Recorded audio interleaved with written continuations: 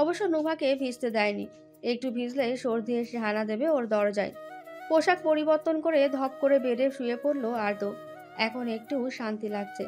নজর বুলিয়ে পরখ করলো রুমটা। সাধারণের মাঝে অসাধারণভাবে সাজানো। হঠাৎ কটেজ ঘুরে দেখার ইচ্ছে জাগলো মনে। যেই ভাবনা সেই কাজ। বেড ছেড়ে রুম থেকে বেরিয়ে এলো আর্দ্র। হাতের ডান পাশের রুমে নুভা গিয়েছে। কটেজটা বেশ বড়।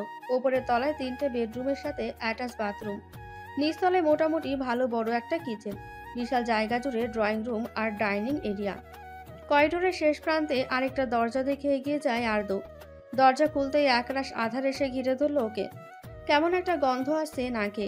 রং বা নেল পলিশের বোধ হয়। দেওয়ালে হাতিয়ে লাইটের সুইচ খুঁজতে লাগলো। আন্দাজে সুইচ চাপতে ঝকঝকে উঠল অন্ধকার কক্ষটা। বার কয়েক পলক ফেলে তাকায় আর্দ্র। সারা রুম ছড়িয়ে ছিটিয়ে আছে রং তুলি ক্যানভাস।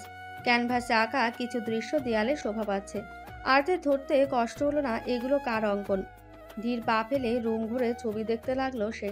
হুট করে চোখ গেল বারান্দায় পাশে থাকা ক্যানভাসের দিকে। বারান্দার কাচের দরজায় ক্যানভাসে আঁকা প্রতিচ্ছবি আবছা দেখা যাচ্ছে। কৌতূহলবশত সেদিকে পা বাড়ালো আর্দ্র। ঘুরে এসে ক্যানভাসের সামনে দাঁড়াতেই থমকায়ও। সেখানে অর্ধ আঁকা একটা ছবি। আর ছবিটা আর্দ্রের। সেমিফাইনালের দিন ঠিক একই পোশাক পরেছিল। বারান্দায় কাচের দরজায় উল্টো করে হেলান দিয়ে রাখা ডজন খানেক ক্যানভাস। আর্দ্র জমিনে বসে হাত বুলিয়ে দেখতে লাগলো সেগুলো। প্রত্যেকটি সাদা ক্যানভাসে রঙের ঘর্ষণে আঁকা হয়েছে তাকে। আর্দ্র উঠে গিয়ে দেওয়ালে ঝুলে থাকা ছবিতে হাত দেয়। অমনি ওপরে থাকা দৃশ্যের পেলকটা সরে নিচে পড়ে গেল। ভেসে উঠল আর্দ্রের আরেকটা ছবি। একে একে দেওয়ালের সবগুলো ছবির কাছে গেল আর্দ্র। আর একই ঘটনা ঘটল। প্রতিটি ক্যানভাসে যত্ন সহকারে আঁকা রয়েছে তাকে। এখানে কি করছিস? চট করে ফিরে তাকায় আর্দ্র। দরজায় হেলান দিয়ে দাঁড়িয়ে আছে নোভা। আর্দ্র বরফ হয়ে তাকিয়ে আছে, হাতে পেন্টিং। নোভা কুচকানো ভ্রু শটাং করে। ঠোঁটের কোণে মুচকি হাসি ফুটিয়ে বলল, এত অবাক হওয়ার কি আছে? এগুলো তুই এঁকেছিস? ভ্রু নাচায় নোভা, যার অর্থ সন্দেহ আছে তোর? আর্দ্র হতবিহল হয়ে গেল। দৃঢ় কণ্ঠে বলল, কিন্তু কেন? আমি কেন? ওষ্ঠ প্রসারিত করে নোভা। আড়মোড়া ভেঙে বলে, এর চেয়ে ভালো কাউকে লাগেনি তাই। যাই হোক, তোর দেখা শেষ হলে নিচে চলে আসিস, ক্ষুধা লেগেছে আমার। পা ফেলে চলে গেল নোভা। ঠায় দাঁড়িয়ে রয় আর্দ্র। কিছুক্ষণ পরে ক্যানভাসটা দেওয়ালে ঝুলিয়ে সেও রুমের লাইট অফ করে বেরিয়ে পড়ে। সিঁড়ি বেয়ে নিচে নামতেই দেখে সদর দরজা আটকে ভেতরে এলো নোভা। কপালে ভাঁজ পড়ল ওর।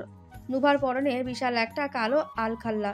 হাতের কাগজের ব্যাগ ডাইনিং টেবিলে রেখে একটানে আলখাল্লা খুলে ফেলে নোভা। ওর পোশাকের দিকে চোখ যেতে নজর সরিয়ে ফেলে আর্দ্র। সিঁড়ি ভেঙে নেমে এসে থমথমে গলায় শুধায়, তোর ওয়ার্ড্রোবে পরার মতো কাপড় নেই? দীঘল কালো চুলগুলো হাত খোপা করতে করতে একবার নিজের দিকে তাকায় নুভা। ধূসর রঙের টি শার্ট আর হাঁটু ছুঁই ছুঁই শর্ট প্যান্ট তার পরনে। নুভা ভাবলেশীন ভঙ্গিতে ফায়ার প্লেসের দিকে এগিয়ে যায়। ওপরের তাক থেকে শুকনো কাঠ বের করে নিচে জ্বলন্ত আগুনে গুজে দিয়ে বলে, এক জোড়াই মানসম্মত ছিল, তুই আছিস বলেই এটা পরেছি। না হলে আমি বাড়িতে ক্রপ টপ আর শর্টস পরে ঘুরঘুর করি। এই এখানে যে আমার ড্রেস আছে সেটাই অনেক। তাহলে আমারগুলো কোত্থেকে পেলি? এগুলো আমি অনলাইনে কিনে নিয়েছি। তখন তোর জন্য আনতে পারলি না? উঠে গিয়ে দুটো প্লেট নিয়ে এলো নুভা। চেয়ার টেনে বসে ডান হাতের কর গুনে গুনে বলে, এক, আমার জন্য কিছু পছন্দ হয়নি। দুই, এই ঝড়ের মাঝে তোর জোড়া আমি এমার্জেন্সি কেসে অর্ডার করে 3 গুণ বেশি ডেলিভারি চার্জ দিয়ে এনেছি। তিন, আমার জাস্ট হাঁটু থেকে পায়ের পাতা অবধি দেখা যাচ্ছে, বাকি সব নর্মাল না? তো চিল আউট। কিঞ্চিত থেমে নুভা ঠোঁট বাঁকিয়ে বলে, তাছাড়া এমন না যে তুই প্যারিস আসার পর বাইরে যাসনি। অবশ্যই তোর চোখে পড়েছে এখানে বসবাসরত নারীদের পোশাক। আমি তাকাইনি সেদিকে। নুভার মুখোমুখি চেয়ারে বসলো আর্দ্র। নুভা জগ থেকে গ্লাসে পানি ঢেলে বলল, যাকে ভালোই হয়েছে। অন্যের সম্পদের দিকে আমারও কখনো নজর যায় না, নিজেরটাকে সামলাতে তো হিমশিম খাই। শেষের কথাটা নুভা বিড়বিড় করে বলল, বিধায় আর্দ্র শুনতে পেল না। এই বিষয়ে আর কথাও হলো না। নুভার সাথে সেও খাবার সার্ভ করতে লাগলো। তারপর দুজনে একসাথে ডিনার করে নিল। খাওয়ার সময়টুকু একটা টু শব্দও হলো না। রাত এখন গভীর। তুষারপাত হচ্ছে প্রবল বেগে। আদ্র ড্রয়িং রুমের সোফায় পা তুলে বসে আছে, দৃষ্টি কাছে জানালার বাইরে ঝরতে থাকা ক্ষুদ্র বরফখণ্ডের দিকে। একটা মিষ্টি গন্ধ আসছে নাকে, হয়তো চকলেটের। হঠাৎ পদধ্বনি কর্ণগোচর হতে নড়ে চড়ে ওঠে আর্দ্র। ওর পাশে ট্রে রেখে সম্মুখে আসন পেতে বসলো নুভা। ট্রে থেকে মগ তুলে আর্দ্রের দিকে এগিয়ে বলল, নে ব্ল্যাক কফি, সাথে মাড কেকও আছে, চাইলে খেতে পারিস। নুভার হাত থেকে মগটা নিল আর্দ্র। মুচকে এসে আরেকটা মগ তুলে চুমুক দেয় নুভা। কিছুক্ষণ তাকিয়ে থেকে আর্দ্র ইতস্তত বোধ ছেলে বলল, এটা খাওয়া যাবে তো? তা যাবে না কেন, আমি তো খাচ্ছি। খাচ্ছিস, ঠিক আছে। শ্বাস কখন চলে যায় তা তো বলা যায় না, তাই না? ফোঁস করে খানিকটা কফি ছিটকে পড়ে নুভার মুখ থেকে। দ্রুত পাশের টেবিল থেকে টিস্যু তুলে মুখ মুছে দেয় ও। অগ্নি দৃষ্টি নিক্ষেপ করে শুধায়, কি বলতে চাইছিস? আমি বিষ মিশিয়েছি তোর কফিতে? সেটা কখন বললাম? আমি তো শুধু... তোর খাওয়া লাগবে না, কফি দে। ছো মেরে আর্দের হাত থেকে কফির মগ নিয়ে নেয় নুভা। আর্দ্র হ্যাবলা কানতে নেয় যে হামাগুড়ি দিয়ে এগিয়ে যায় নুভার কাছে। মগ নেওয়ার চেষ্টা করে বলে, আরে আমি তো এমনিই বলেছিলাম। তুই সিরিয়াস হয়ে পড়লি কেন? মগ দে, এই শীতে কফিটা দরকার আমার। দিব না, তুই নিজেই বানিয়ে খা। কফি মগ নিয়ে ধস্তাধস্তি লেগে গেল দুজনের মাঝে। এদিকে মগে থাকা কফি পড়ে যাবে যাবে অবস্থা। তবুও দুজনের একজনও থামছে না। শেষমেশ আর্দ্র নুভার কোমর চেপে ধরে, জোর করে মগটা নিয়ে ক্ষান্ত হয়। মুখে বিজয়ী হাসি ফুটিয়ে কফিতে চুমুক দেয় আর্দ্র। নুভার সেদিকে খেয়াল নেই, ঘাড় কাত করে তাকিয়ে আছে ওর কোমরে থাকা আর্দ্রের হাতের দিকে। ধস্তাধস্তি করতে গিয়ে টি শার্ট ওপরে উঠে গেছে কিছুটা, আর সেই জায়গায় বলিষ্ঠ হাতের তালুসহ 5 আঙুল চেপে ধরা। মৃদু কেঁপে উঠল মেয়েটা। বিলম্ব না করে নিচ থেকে সরে গেল আর্দের কাছ থেকে। টের পেল না আর্দ্র। নিজেও কফি পানে ব্যস্ত হলো নুভা। তবে মনকে স্থির করতে পারল না। বারংবার শীতল শিহরণ বয়ে যাচ্ছে। কফি শেষ করে মগ রেখে গুটিয়ে বসে ও। কেক মুখে নিয়ে আর্দ্র তাকায় নুভার দিকে। মেয়েটার নাক গাল লাল হয়ে গেছে, হাত পা কাঁপছে ক্ষণে ক্ষণে। আর্দ্র ঘোর লাগা দৃষ্টিতে তাকিয়ে আছে। এই ঘন পাপড়ি বিদ্ধ নীলাভ অক্ষি যুগলে নিভু নিভু ভাবটা মাতাল করে তুলছে তাকে।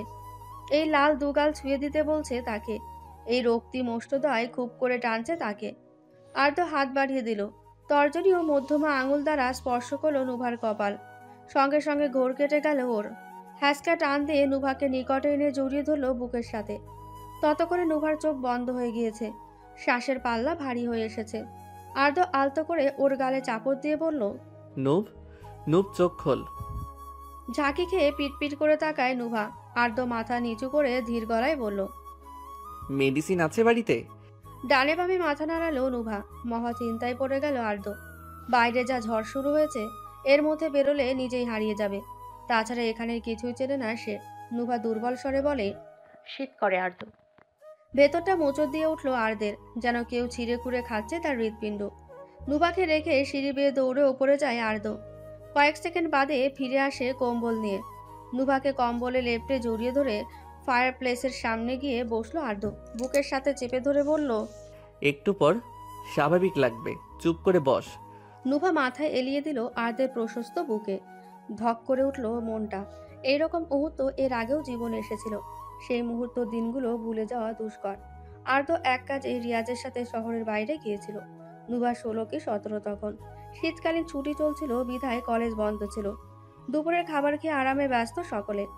আর্দ্র না থাকায় ভীষণ বোরিংনেস কাজ করছিল নুভার মাঝে। তখন হুট করে মাথায় একটা বুদ্ধি চাপে। সাঁতার বাদে সবই পারে নুভা। এই শখ পূরণে বাড়িতে থাকা সুইমিং পুলে সাঁতার শিখতে চায় নুভা, তাও সম্পূর্ণ একা। ইউটিউব দেখে নিয়ম অনুসারে পানিতে নেমে পড়ে নুভা। প্রথম দিকে পরিস্থিতি ঠিক থাকলেও পরক্ষণে হঠাৎ অবশ হয়ে আসে ওর হাত পা। তীব্রভাবে গায়ের তাপমাত্রা কমে গিয়ে হিম হয়ে আসে ওর শরীর। ভাগ্যক্রমে ওকে পুলের কিনারায় ভিজে অবস্থায় দেখে ফেলেন 1 মিনিট। চিল্লাপাল্লা করে সবাইকে একত্র করেন তিনি। তারপর কোনোভাবে নুভাকে ঘরে এনে ডক্টর কল করা হয়। খবর পেয়ে কাজ ফেলে ছুটে আসে আর্দ্র। সেইবার নুভা যেভাবে জ্বরে আক্রান্ত ছিল, ডক্টর বলেছিল সে আর বাঁচবে না। তবু আল্লাহ করিশ্মায় নুভা জ্বর থেকে সেরে ওঠে। গালে নরম কিছু স্পর্শ পেয়ে ভাবনার জগৎ থেকে বেরিয়ে যায় আর্দ্র। মাথা নিচু করে তাকাতেই নুভার প্রাণবন্ত মুখটা ভেসে ওঠে। নুভা আলতো করে হেসে ধীর গলায় বলল, আমি ঠিক আছি। টুক করে আর্দের চোখ থেকে এক ফোঁটা অশ্রু গড়িয়ে পড়ল। নুভা অশ্রু গোল করে বলে, অবশি। নুভা মুছে দেয় ওর গাল বেয়ে ঝরা অশ্রুগুলো। আর্দ্র গাঢ়ভাবে জড়িয়ে ধরে ওকে। টল বলে দু চোখ নুভার মাথায় সময় নিয়ে চুমু দেয়, অতপর ভাঙা গলায় বলে, যদি তোর কিছু হয় রে, আমি জানে মেরে ফেলবো তোকে। ভাবিস না তুই, মরবো না এত জলদি, কিন্তু প্রিয়া আর ওর ভাই মৃত্যু হবে আমার হাতে। চমকে তাকায় আর্দ্র। নুভা ওর গালে হাত রেখে কোমল সুরে বলল, যে সামান্য ক্ষতি ওদের করেছিস তাতেই ওরা এতটা চটে আছে যে তোকে খুন করার জন্য আদা জল খেয়ে নেমেছে। তুই বল আমি কিভাবে ওদের বাঁচিয়ে রাখি? আর বেশি দিন না, একটা অন্তিম রেখা শীঘ্রই টেনে ফেলবো। আর যদি এসব করতে গিয়ে তোর কিছু হয়? আমার প্রাণ গেলে যাক, তুই তো জান হয়ে জীবিত থাকবি। ওষ্ঠ প্রসারিত করে হাসল নুভা। আর্তের বুকে মাথা কাত করে রেখে ফের বলল, আমি জানি না আমরা এক হব কিনা, তবে আমার ইচ্ছা আছে আল্লাহর কাছে, যদি সব শেষে আমি বেঁচে থাকি তাহলে কোনো একদিন সবার মতে আমাদের যেন বিয়ে হোক। সুম্মা আমিন। তড়িৎ গতিতে মাথা তুলে তাকায় নুভা। আর্দের দু গালে হাত রেখে উন্মাদের নাই বলল, কি বললি? আবার বল না। বলেছি তোকে রেস্ট করতে। নুভাকে ফের বুকের সাথে চেপে ধরল আর্দ্র। মেয়েটাকে দেখতে দিল না, সে ঠোঁট কামড়ে হাসছে। এদিকে নুভার আর্দের বুকে কান পেতে হৃদস্পন্দনের গতি শুনে মুচকি হাসছে। Why, Dad? Because you have to win. Look চুপ করে বসে আছে। ফিলিপের কথায় কিছুই বুঝতে পারছে না সে। কি বলছে তার বাবা? এখন অন্যায়ভাবে জিততে হবে তাকে। ফিলিপ হয়তো ছেলের মনের কথা ধরতে পারলেন। শত হলেও ছেলের মায়ের মতোই হয়েছে। তাকে অসৎ কাজে মনোনিবেশ করানো ততটা সহজ নয়। হঠাৎ ঠকঠক শব্দে লুক চোখ তুলে তাকায়। তার পাশের সোফায় বসলেন প্রিয়া। চোখের গগলস মাথায় তুলে তিনি পূর্ণ দৃষ্টি মেলে তাকান। লুক চমকায়। দেখতে অনেকটা নুভার মতো তিনি, শুধু চোখ দুটো আলাদা আর চাপা গাল। প্রিয়া বলেন, আই নো, ফিলিপের কথা শুনে তোমার মনে এসব অন্যায় কাজ, আমাদের বিজনেস থেকে শুরু করে লাইফের কাটা হয়ে দাঁড়িয়েছে ওরা। Try to understand. বাট ইনুফা তো আপনার মেয়ে হয়। সো হতবাক লুক। প্রিয়া গম্ভীর মুখে বলেন, ইনুভা ম্যাটার করে না। সে নিজেও আমার অনেক ক্ষতি করেছে। নিজের বাবাকে সেই অ্যাক্সিডেন্টের নামে প্যারালাইজড করেছে। প্রিয়া ঘাড় কাত করে তাকান, ওষ্ঠ বাঁকিয়ে বলেন, পৃথিবীতে সব কিছুর একটা মাত্র নিয়মেই চলে, গিভ অ্যান্ড টেক।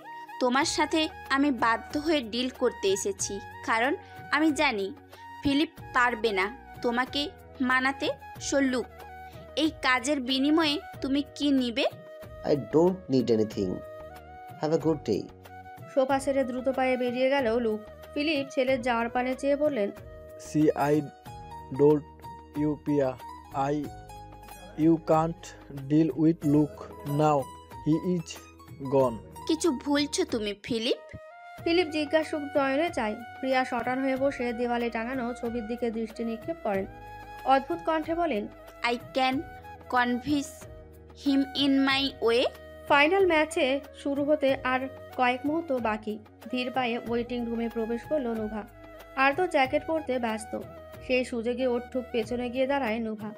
জ্যাকেটে চেন লাগাতেই কোমল পুষ্পের ন্যায় একজোড়া হাত এসে গাঢ়ভাবে জড়িয়ে ধরল আর্দের পেট। চট করে ঘুরে নুভাকে কোলে তুলে নিল। ওকে সোফায় বসিয়ে ফ্লোরে হাঁটু গেড়ে বসলো আর্দ। কড়া চোখে তাকিয়ে বলল, তুই এখানে এসেছিস কেন? তোর না জ্বর? জ্বর চলে গেছে, তুই দেখে নে। মাথা ঝুঁকিয়ে দেয় নুভা। আর্দ ওর কপালে নিজের কপাল ঠেকিয়ে চোখ বন্ধ করে। তাপমাত্রা পরখ করে গমগমে কণ্ঠে বলে, গ্যাসে তো কি হয়েছে? ফের আসতে কত দেরি? এই জন্য আমি এখানে আসতে চাইনি। জানতাম তুই মানা করার পরও চলে আসবি। তোর ফাইনাল ম্যাচ আর আমি আসবো না, ইম্পসিবল। তুই ফার্স্ট হওয়ার পর আমি যাব তোকে ট্রফি দিতে। উচ্ছ্বসিত হয়ে গেল নুভা। চোখ মুখ চকচক করছে ওর। আর্দ ফোঁস করে নিঃশ্বাস ছেড়ে বলল, যদি জ্বর আসে রে নূপ, তোর একদিন কি আমার একদিন।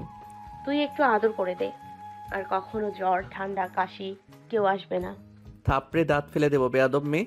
কথাবার্তা এমন লাগামহীন কেন তোর? ফ্লোর থেকে উঠে যায় আর্দ। রাগে গজগজ করছেও। নুভার কথাই নয়, বরং সে এখানে আসার রাগ লাগছে ওর। এমনি ডক্টর বলেছে বাসায় আরাম করতে, অথচ মেয়েটা এই ঠান্ডায় তার পিছু নিয়ে চলে এসেছে। যদি ফের জ্বর এসে পড়ে তখন?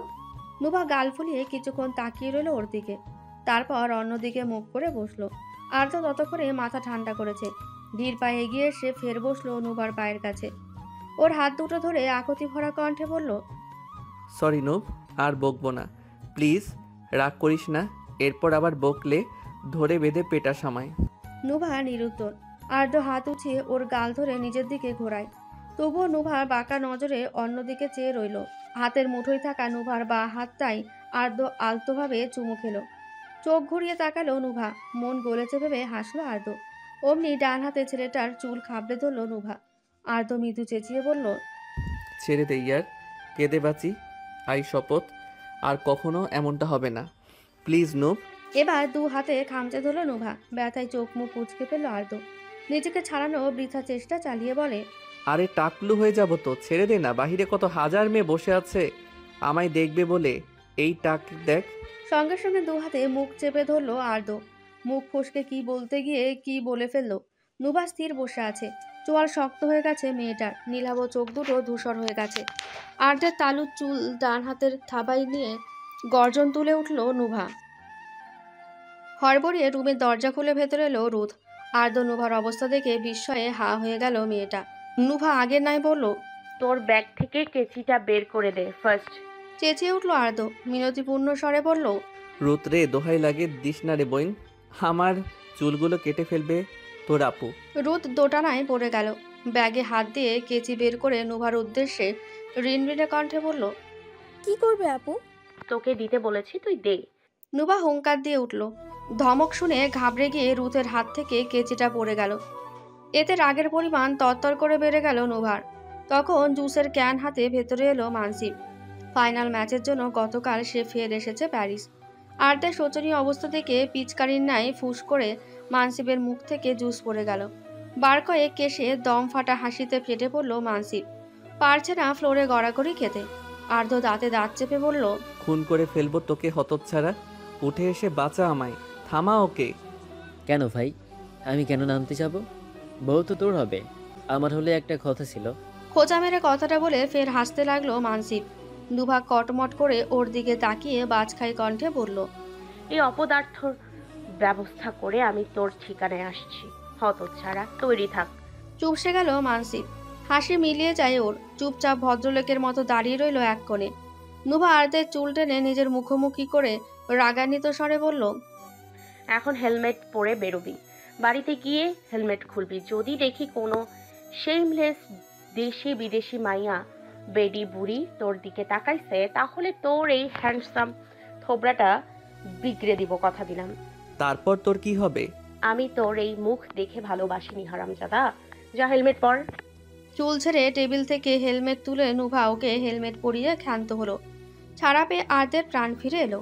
জোরে শ্বাসকর্ম চালিয়ে হেলমেটের ওপরেই মাথায় হাত বুলাতে লাগলো। এ দৃশ্য দেখে আর নিজেকে আটকে রাখতে পারল না মানসিব। ফিক করে হেসে উঠল। নুভা ঘাড় ফিরিয়ে ওর দিকে তাকাতেই দু হাতে মুখ চেপে ধরে হাসি থামানোর চেষ্টায় নামলো। দরজার দিকে তাকালো নুভা। সুযোগ বুঝে কেচি তুলে তৈ তৈ করে কেটে পড়েছে রুথ।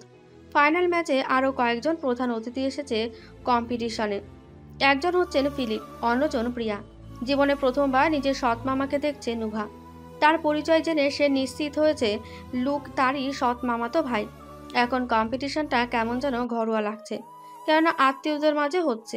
মানসিব সন্ধিহান নজরে চেয়ে বলল, এই ফিলিপের ব্যবসায়ী যদি আর্দ্র লালবাতি জ্বালিয়ে দিয়ে থাকে, তাহলে ও এত বড় কম্পিটিশন চিফ গেস্ট খেতাব পেল কিভাবে? ওর কি আরেকটা বিজনেস? আর তো ওর কালো বাজারিতে লাল বাতি জ্বালিয়েছে। পৃথিবীর সবার চোখে ও যে ব্যবসায় পরিচিত, সেটা তো বিন্দাস চলছে। শান্ত কণ্ঠে বলল নুভা। মানসিব বুঝলো আর্দ্র অনেক কাজে এগিয়ে রেখেছে। অবশ্য করারই কথা। তাদের ভিসার মেয়াদও প্রায় শেষের দিকে। হঠাৎ মানসিবের নজর গেল প্রিয়ার দিকে। বেশি হাসি খুশি দেখাচ্ছে তাকে। মানসিব ফের বলল, মিসেস ওরহানের মুখে এত হাসি আজ অব্দি দেখিনি, বড়ই বৈচিত্র্যময়। জানি, তবে শেষ হাসি ভেবে দেখে নাও। এরপর জীবনে কখনো হাসার সুযোগ পাই কিনা সন্দেহ। মানসিব ঘাড় ফিরিয়ে তাকায়। নুভার দৃষ্টি স্থির মাঠের দিকে। ম্যাচ শুরু হয়ে গেছে। আর্দ্র প্রথম রাউন্ডে শেষ পর্যায়ে। ওর পাশাপাশি সমানতালে এগোচ্ছে লুক। ব্যাপারটা হজম হচ্ছে না নুভার। সে উৎসুক নয়নে তাকিয়ে আছে। এর মধ্যে প্রথম রাউন্ড জিতে নিল আর্দ্র। দর্শকদের মাঝে খুশির আমেজ ছেয়ে গেল। খুশিতে লাফিয়ে উঠল রুথ। মানসিব ইয়েস বলে মৃদুস্বরে চেঁচিয়ে ওঠে। বাইক টেস্টিংয়ে দিয়ে হেলমেটের কাচের আড়ালে চোখ তুলে তাকায় আর্দ্র। থমথমে ভাব লক্ষণ নুভার মুখে। এখনো কি রেগে আছো? গোপন নিঃশ্বাস ছেড়ে পাশে তাকালো আর্দ্র। লুক নিজের বাইক টেস্টিংয়ে দিয়ে পাশে দাঁড়িয়ে আছে। ছেলেটা বন্ধুসুলভ, সবসময় নিজ থেকে সবার কথা বলে। তবে আজ একটু টু শব্দ অবধি করেনি, হয়তোবা কম্পিটিশনের চিন্তায় ছেলেটা থমকে রয়েছে। বাইক নিয়ে দ্বিতীয় রাউন্ডের জন্য মাঠে নামলো ওরা। নুভা হেলান দিয়ে বসলো সোফায়, গ্লাস তুলে পানি পান করে শান্ত কণ্ঠে মানসিপের উদ্দেশ্যে বলল, একটা কাজে যেতে হবে তোমাকে এক্ষুনি, কিন্তু এই ব্যাপারে আমাকে প্রশ্ন করবে না। মানসিপের মনোযোগ ভেঙে যায় ম্যাচ থেকে। নুভাকে আগে থেকে তাকিয়ে থাকতে দেখে কপালে ভাঁজ পড়ে ছেলেটার। কি এমন কাজ এসে পড়লো যে এক্ষুনি যেতে হবে? ফিলিপের সম্পূর্ণ ধ্যান লুকের দিকে। সেই পারবে খেলার গুটি পাল্টাতে, কিন্তু এখনো মনকে মানাতে পারছে না যে লুক কাজটা করবে। আপন মনে বিকল্প ধারার পরিকল্পনা সম্পর্কে ভাবতে লাগলেন তিনি। ওভার থিঙ্কিং কারো বিধায় মাথার চুল পেকে গেছে ফিলিপ, শান্ত হয়ে বসো তো। ওয়াইনের বোতল বাড়িয়ে দিলেন প্রিয়া। ফিলিপ সেটা নিলেন না। পকেট হাতিয়ে সিগারেট বের করে ঠোঁট চেপে ধরল। নিচের দিকটায় আগুন জ্বালিয়ে শুষে নিলেন বিষাক্ত ধোঁয়া। ফিলিপের নিকটে টেবিলে বোতলটা রাখলেন প্রিয়া। এর মাঝে দর্শকরা ফের চিৎকার করে উঠল। 3D বোর্ডে লুকের প্রতিচ্ছবি ভেসে উঠেছে, অর্থাৎ দ্বিতীয় রাউন্ড লুক জিতেছে। ফিলিপ খুশি হলেন, পরক্ষণে হন্তদন্ত করে বললেন, কিন্তু লুক তো কাজটার কিছু করছে না। যদি লাস্ট রাউন্ড আর্দ্র দিতে যায়? প্রিয়া জবাব দিলেন না। তিনি এক দৃষ্টিতে তাকিয়ে আছেন দূরে থাকা কাচের ওপারে রমণীর পানে। মুখে তার চিন্তার ছাপ নেই, তবে বেশ গম্ভীর হয়ে বসে আছে। বাঁকা হেসে প্রিয়া মনে মনে বলেন, তোমার গতি কত দূর যায় তা দেখার জন্য আমি বসে আছি Nuva. Let the real game begin. আর্দ্র হেলমেটের আড়ালে তীক্ষ্ণ নজরে তাকালো। লুক ইচ্ছে করে ওকে ওভারটেক করেছে। ফলস্বরূপ অ্যাক্সিডেন্টের ভয়ে আর্দ্র পিছিয়ে গিয়েছে। রাউন্ড জিতে কোনো পরিবর্তন হয়নি লুকের মাঝে। সেটা কেমন যেন নিষ্প্রাণ দেখাচ্ছে। আর দাঁড়ালো না আর্দ্র। থার্ড রাউন্ডের জন্য বাইক টেস্টিংয়ে নিয়ে গেল। ওরহান ভিলা জুড়ে পিনপতন নীরবতা। টান টান উত্তেজনা নিয়ে টিভির দিকে তাকিয়ে আছে সবাই। রিয়াজ পায়েল অবাক হয়েছেন প্রিয়াকে দেখে। তিনি রিয়াদকে সঙ্গে দেখতে না পেয়ে খানিকটা চিন্তিত হয়ে পড়েছেন। তবে সেই ব্যাপারে মাথা ঘামায়নি নাজদিন। নাতিকে চিয়ার করার জন্য তার অসুস্থ শরীরের বল বেড়ে গিয়েছে। আশার, রুহানি, আসান, তিজা সবাই আজ কাজ থেকে ছুটি নিয়েছে। রিজান, তিমারও বেশ উচ্ছ্বসিত হয়ে টিভি দেখছে। একটুকুও বিরক্তি করেনি ওরা। ক্ষণে ক্ষণে আর্দ্রকে স্ক্রিনে দেখে খুশিতে তালি বাজাচ্ছে। রিয়াজ ধীর গলায় বলেন, রিয়াদকে দেখছি না যে, ও কি যায়নি? চুপ করে দেখো, নয়তো তোকে রুমে ফেলে বাইরে তালা দিয়ে এখানে বসবো। মায়ের কঠোর গলায় চুপসে যান রিয়াজ। নাজদিন কটমট করে চেয়ে ফের দৃষ্টি স্থির করলেন টিভির দিকে। বাকিরা ঠোঁট চেপে হাসতে ব্যস্ত।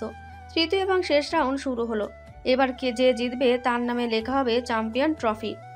শুরু থেকেই পুরো দমে বাইক ছুটিয়ে চলেছে আর্দ্র। কম যাচ্ছে না লুকো। বাকিরা প্লেয়ার্স ওদের থেকে এক হাত দূরত্বে অন্তিম রেখা টেনেছে।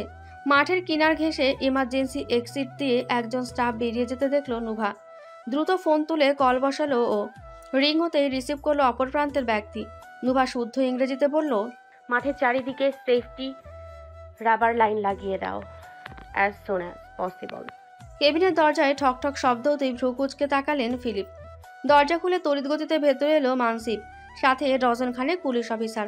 ফিলিপের কাছে এগিয়ে এসে একজন অফিসার শক্ত কণ্ঠে বললেন, mister Philip, you have been declared ব্যাংকরপ্ট.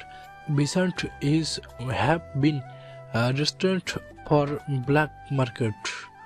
Philip যেন আকাশ থেকে পড়লেন। মানসিপ ওষ্ঠ বাঁকিয়ে হাসলো, ধীর গলায় বলল, আপনার সঙ্গী সাথীরা নিজের আপনার বিরুদ্ধে অভিযোগ জানিয়েছেন মিস্টার ফিলিপ।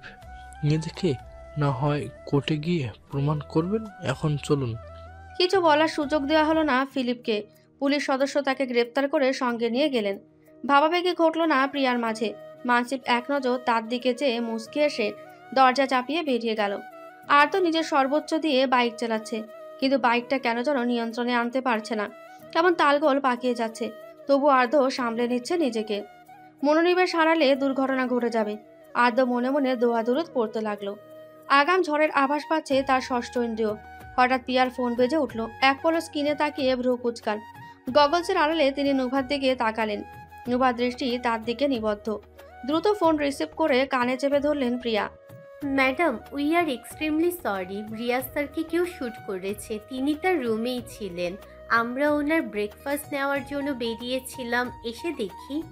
আমতা আমতা করে কম্পনমান কণ্ঠে এইটুকুই বলতে সক্ষম হলেন অপর প্রান্তের লোক। প্রিয়া বিস্ফোরিত নয়নে তাকাতে নুভা ওষ্ঠপ্রসারিত করে মিষ্টি মুখে হাসল। টুং করে শব্দ হলো ফোনে। প্রিয়া স্ক্রিনে দেখলেন একটা ছোট মেসেজ। ঘুরে ফিরে কর্মা তার কপালেই জোটে যে তা শুরু করে মিসেস প্রিয়া। হঠাৎ বিকট আওয়াজ শব্দ শুনে সম্মুখে তাকায় নুভা। লাল ফিতে পেরিয়ে গেছে লুক। অন্তিম রেখা ঠিক সামনে উল্টে পড়ে আছে কালো বাইকটা। কয়েক হাত দূরে বাউন্ডারি ঘেঁষে পড়ে আছে আর্দ্র। স্টাফরা দৌড়ে যাচ্ছে সেদিকে। আর নুভা চিৎকারে স্তব্ধ হয়ে গেল পুরো মাঠ। সবার দৃষ্টি গিয়ে পড়লো তার দিকে। নুভা এক দণ্ড দাঁড়ালো না। দোতলা বিল্ডিং সমান উচ্চতা থেকে কাচের রেলিং বেয়ে লাফিয়ে পড়লো সে। ঠিক মাঠে গিয়ে পড়েও পায়ে ব্যথা লাগলেও তক্কা করলো না নুভা। হিল খুলে ফেলে দৌড়ে গেল আর্দ্রের দিকে। ভিড় তাকে দেখে আপনা আপনি সরে দাঁড়ালো। নুভা জমিনে বসে আর্দ্রের মাথাটা কোলে নিয়ে জাপটে ধরল বুকের সাথে। বলিষ্ঠ বা হাতটা বেঁকে গিয়েছে খানিকটা। ওর গালে চাপড় দিতে দিতে নুভা চিৎকার করে ডাকলো, আর্দ্র, আর্দ্র, আর্দ্র চোখ খোলো প্লিজ, চোখ দুটো খোলো আর্দ্র, আমি রাগ করে নেই। আর্দ্র শুনতে পেল কিনা বুঝতে পারল না নুভা। আচমকা একটা অ্যাম্বুলেন্স এসে থামলো ওদের পাশে। তড়িঘড়ি বেরিয়ে এলো রুথ। সকলে মিলে আর্দ্রকে উঠিয়ে নিল অ্যাম্বুলেন্সে। নুভা পাশে উঠে বসলে মাইক হাতে অর্গানাইজার বললেন। নুভা অগ্নিদৃষ্টিতে তাকালো মেয়েটার দিকে। মানসি ভিড় ঠেলে দরজা আটকে দিল। অ্যাম্বুলেন্স ছুটে গেল হসপিটালের দিকে। ঘড়ির কাঁটা জানান দিচ্ছে রাত 8টা বেজে গেছে। হসপিটালের করিডোরের দেওয়ালে হেলান দিয়ে দাঁড়িয়ে আছে নুভা। দুশো চোখের দৃষ্টি শূন্যে স্থির। বেহাল দশা তার। 2 ঘন্টা হতে চলল এখানে ঠায় দাঁড়িয়ে সে। আর্দ্রকে আইসিইউতে নিয়ে যাওয়া হয়েছে। বাঁ হাত ভেঙে গেছে ওর। হেলমেটের পেছনের দিকটা ভেঙে মাথার একপাশে জখম হয়েছে। সেই স্থান থেকে ঝরা রক্তের ছোপ ছোপ দাগ নুভার পরনের পোশাকে। এখনো দাঁড়িয়ে আছো? অনুভূতিহীন চোখ দুটো ঘুরিয়ে চায় নুভা। শান্ত হলেও বেশ ভয়ঙ্কর চাহনি। ধক করে উঠল মানসিবের হৃৎপিণ্ড। এলোমেলো দৃষ্টি ফেলল ছেলেটা। নুভা ঠোঁট নাড়িয়ে স্বাভাবিক কণ্ঠে বলে, ডক্টর কি বললো? হাতে প্লাস্টার লাগানো হয়েছে, মাথা সামান্য ফিরে গেছে, সেটা ড্রেসিং করা হয়েছে। He is out of dangers now. Nuva মাথা কাত করে বামে তাকায়। ওই তো আইসিইউর গেট। এখানে আর দাঁড়িয়ে থাকা যাবে না। মানসিফ ফর্মালিটি পূরণ করে চলে গেল। হঠাৎ কোত্থেকে এক দমকা হাওয়া এসে ছুঁয়ে দিল নুভাকে। রন্ধে রন্ধে অদ্ভুত এক শিহরণ বয়ে গেল ওর। নুভা ধীর গলায় বলল, মাথা সামান্য ফেটেছে ঠিকই, কিন্তু এর মাসুল বৃহৎ আকারে গুনতে হবে। হাত ভেঙেছে নিশ্চয়ই, তবে এর ভার নেয়া দায় হয়ে যাবে। নুভা পা চালিয়ে লিফটের দিকে গেল। লিফটে চড়ে পৌঁছালো হসপিটালের ছাদে। সোনালি রঙা ছোট ছোট বাতি দ্বারা সাজানো আশপাশ। একদম মাঝ বরাবর শুভ্র রঙা একটা টেলিফোন বুথ।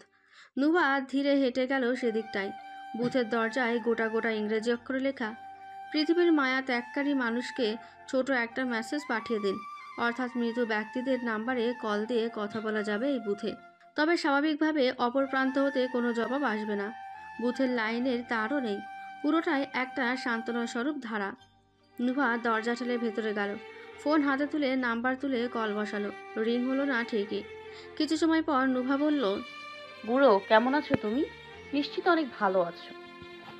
আল্লাহ ভালোই রেখেছেন তোমায়, কিন্তু আমায় দেখো, তুমি চলে যাওয়ার পর থেকেই কিছুই ভালো হচ্ছে না। বুড়োটা আর আগের মতো নেই। সঙ্গে ঝগড়া করার কেউ নেই, যে নিষ্প্রাণ হয়ে পড়েছে তোমার একটা মেহনতের পয়সায় গড়া ওরহান ভিলা। আজ তোমার মৃত্যু এক উৎসকে মৃত্যুর স্বাদ দিয়েছি। বদলাতে কি আদ্র হসপিটালের বেডে কাতরাচ্ছে। আমি জানি না কি হচ্ছে, আগামীতেই বা কি হবে, তবে এত দূর আসার পর আমি হার মানব না। ওদের লুকোচুরি খেলা আমি এখানেই শেষ করব। আদ্রের দিকে হাত বাড়িয়ে ওরা ঠিক করেনি, শান্তি জুটবে না ওদের কপালে। নুভা বুথ থেকে বেরিয়ে এলো। অমনি বিপ করে উঠল জিন্সের পকেটে থাকা ফোন। মেসেজ সিন করে দ্রুত পায়ে ছাদ ছাড়ল নুভা। চারদিক অন্ধকার। বাধা অবস্থায় জমিনে পড়ে আছে ফিলিপ। জ্ঞান ফিরতে নিজেকে এমন অবস্থায় দেখে চমকে যান তিনি। সেই সাথে ভীত এসে ভর করেছে তার মধ্যে। তার তো থানা থাকার কথা, তাহলে এখানে কি করছে সে? আর সেই পুলিশ অফিসারগুলো কোথায়? আকাশ কুসুম ভাবনার মাঝে আচমকা বিকট শব্দ হলো, শুনতে গান স্যুটের মতো। সম্মুখে থাকা স্পটলাইট জ্বলে উঠল। ফিলিপ বার কয়েক পলক ফেলে তাকান সেদিকে।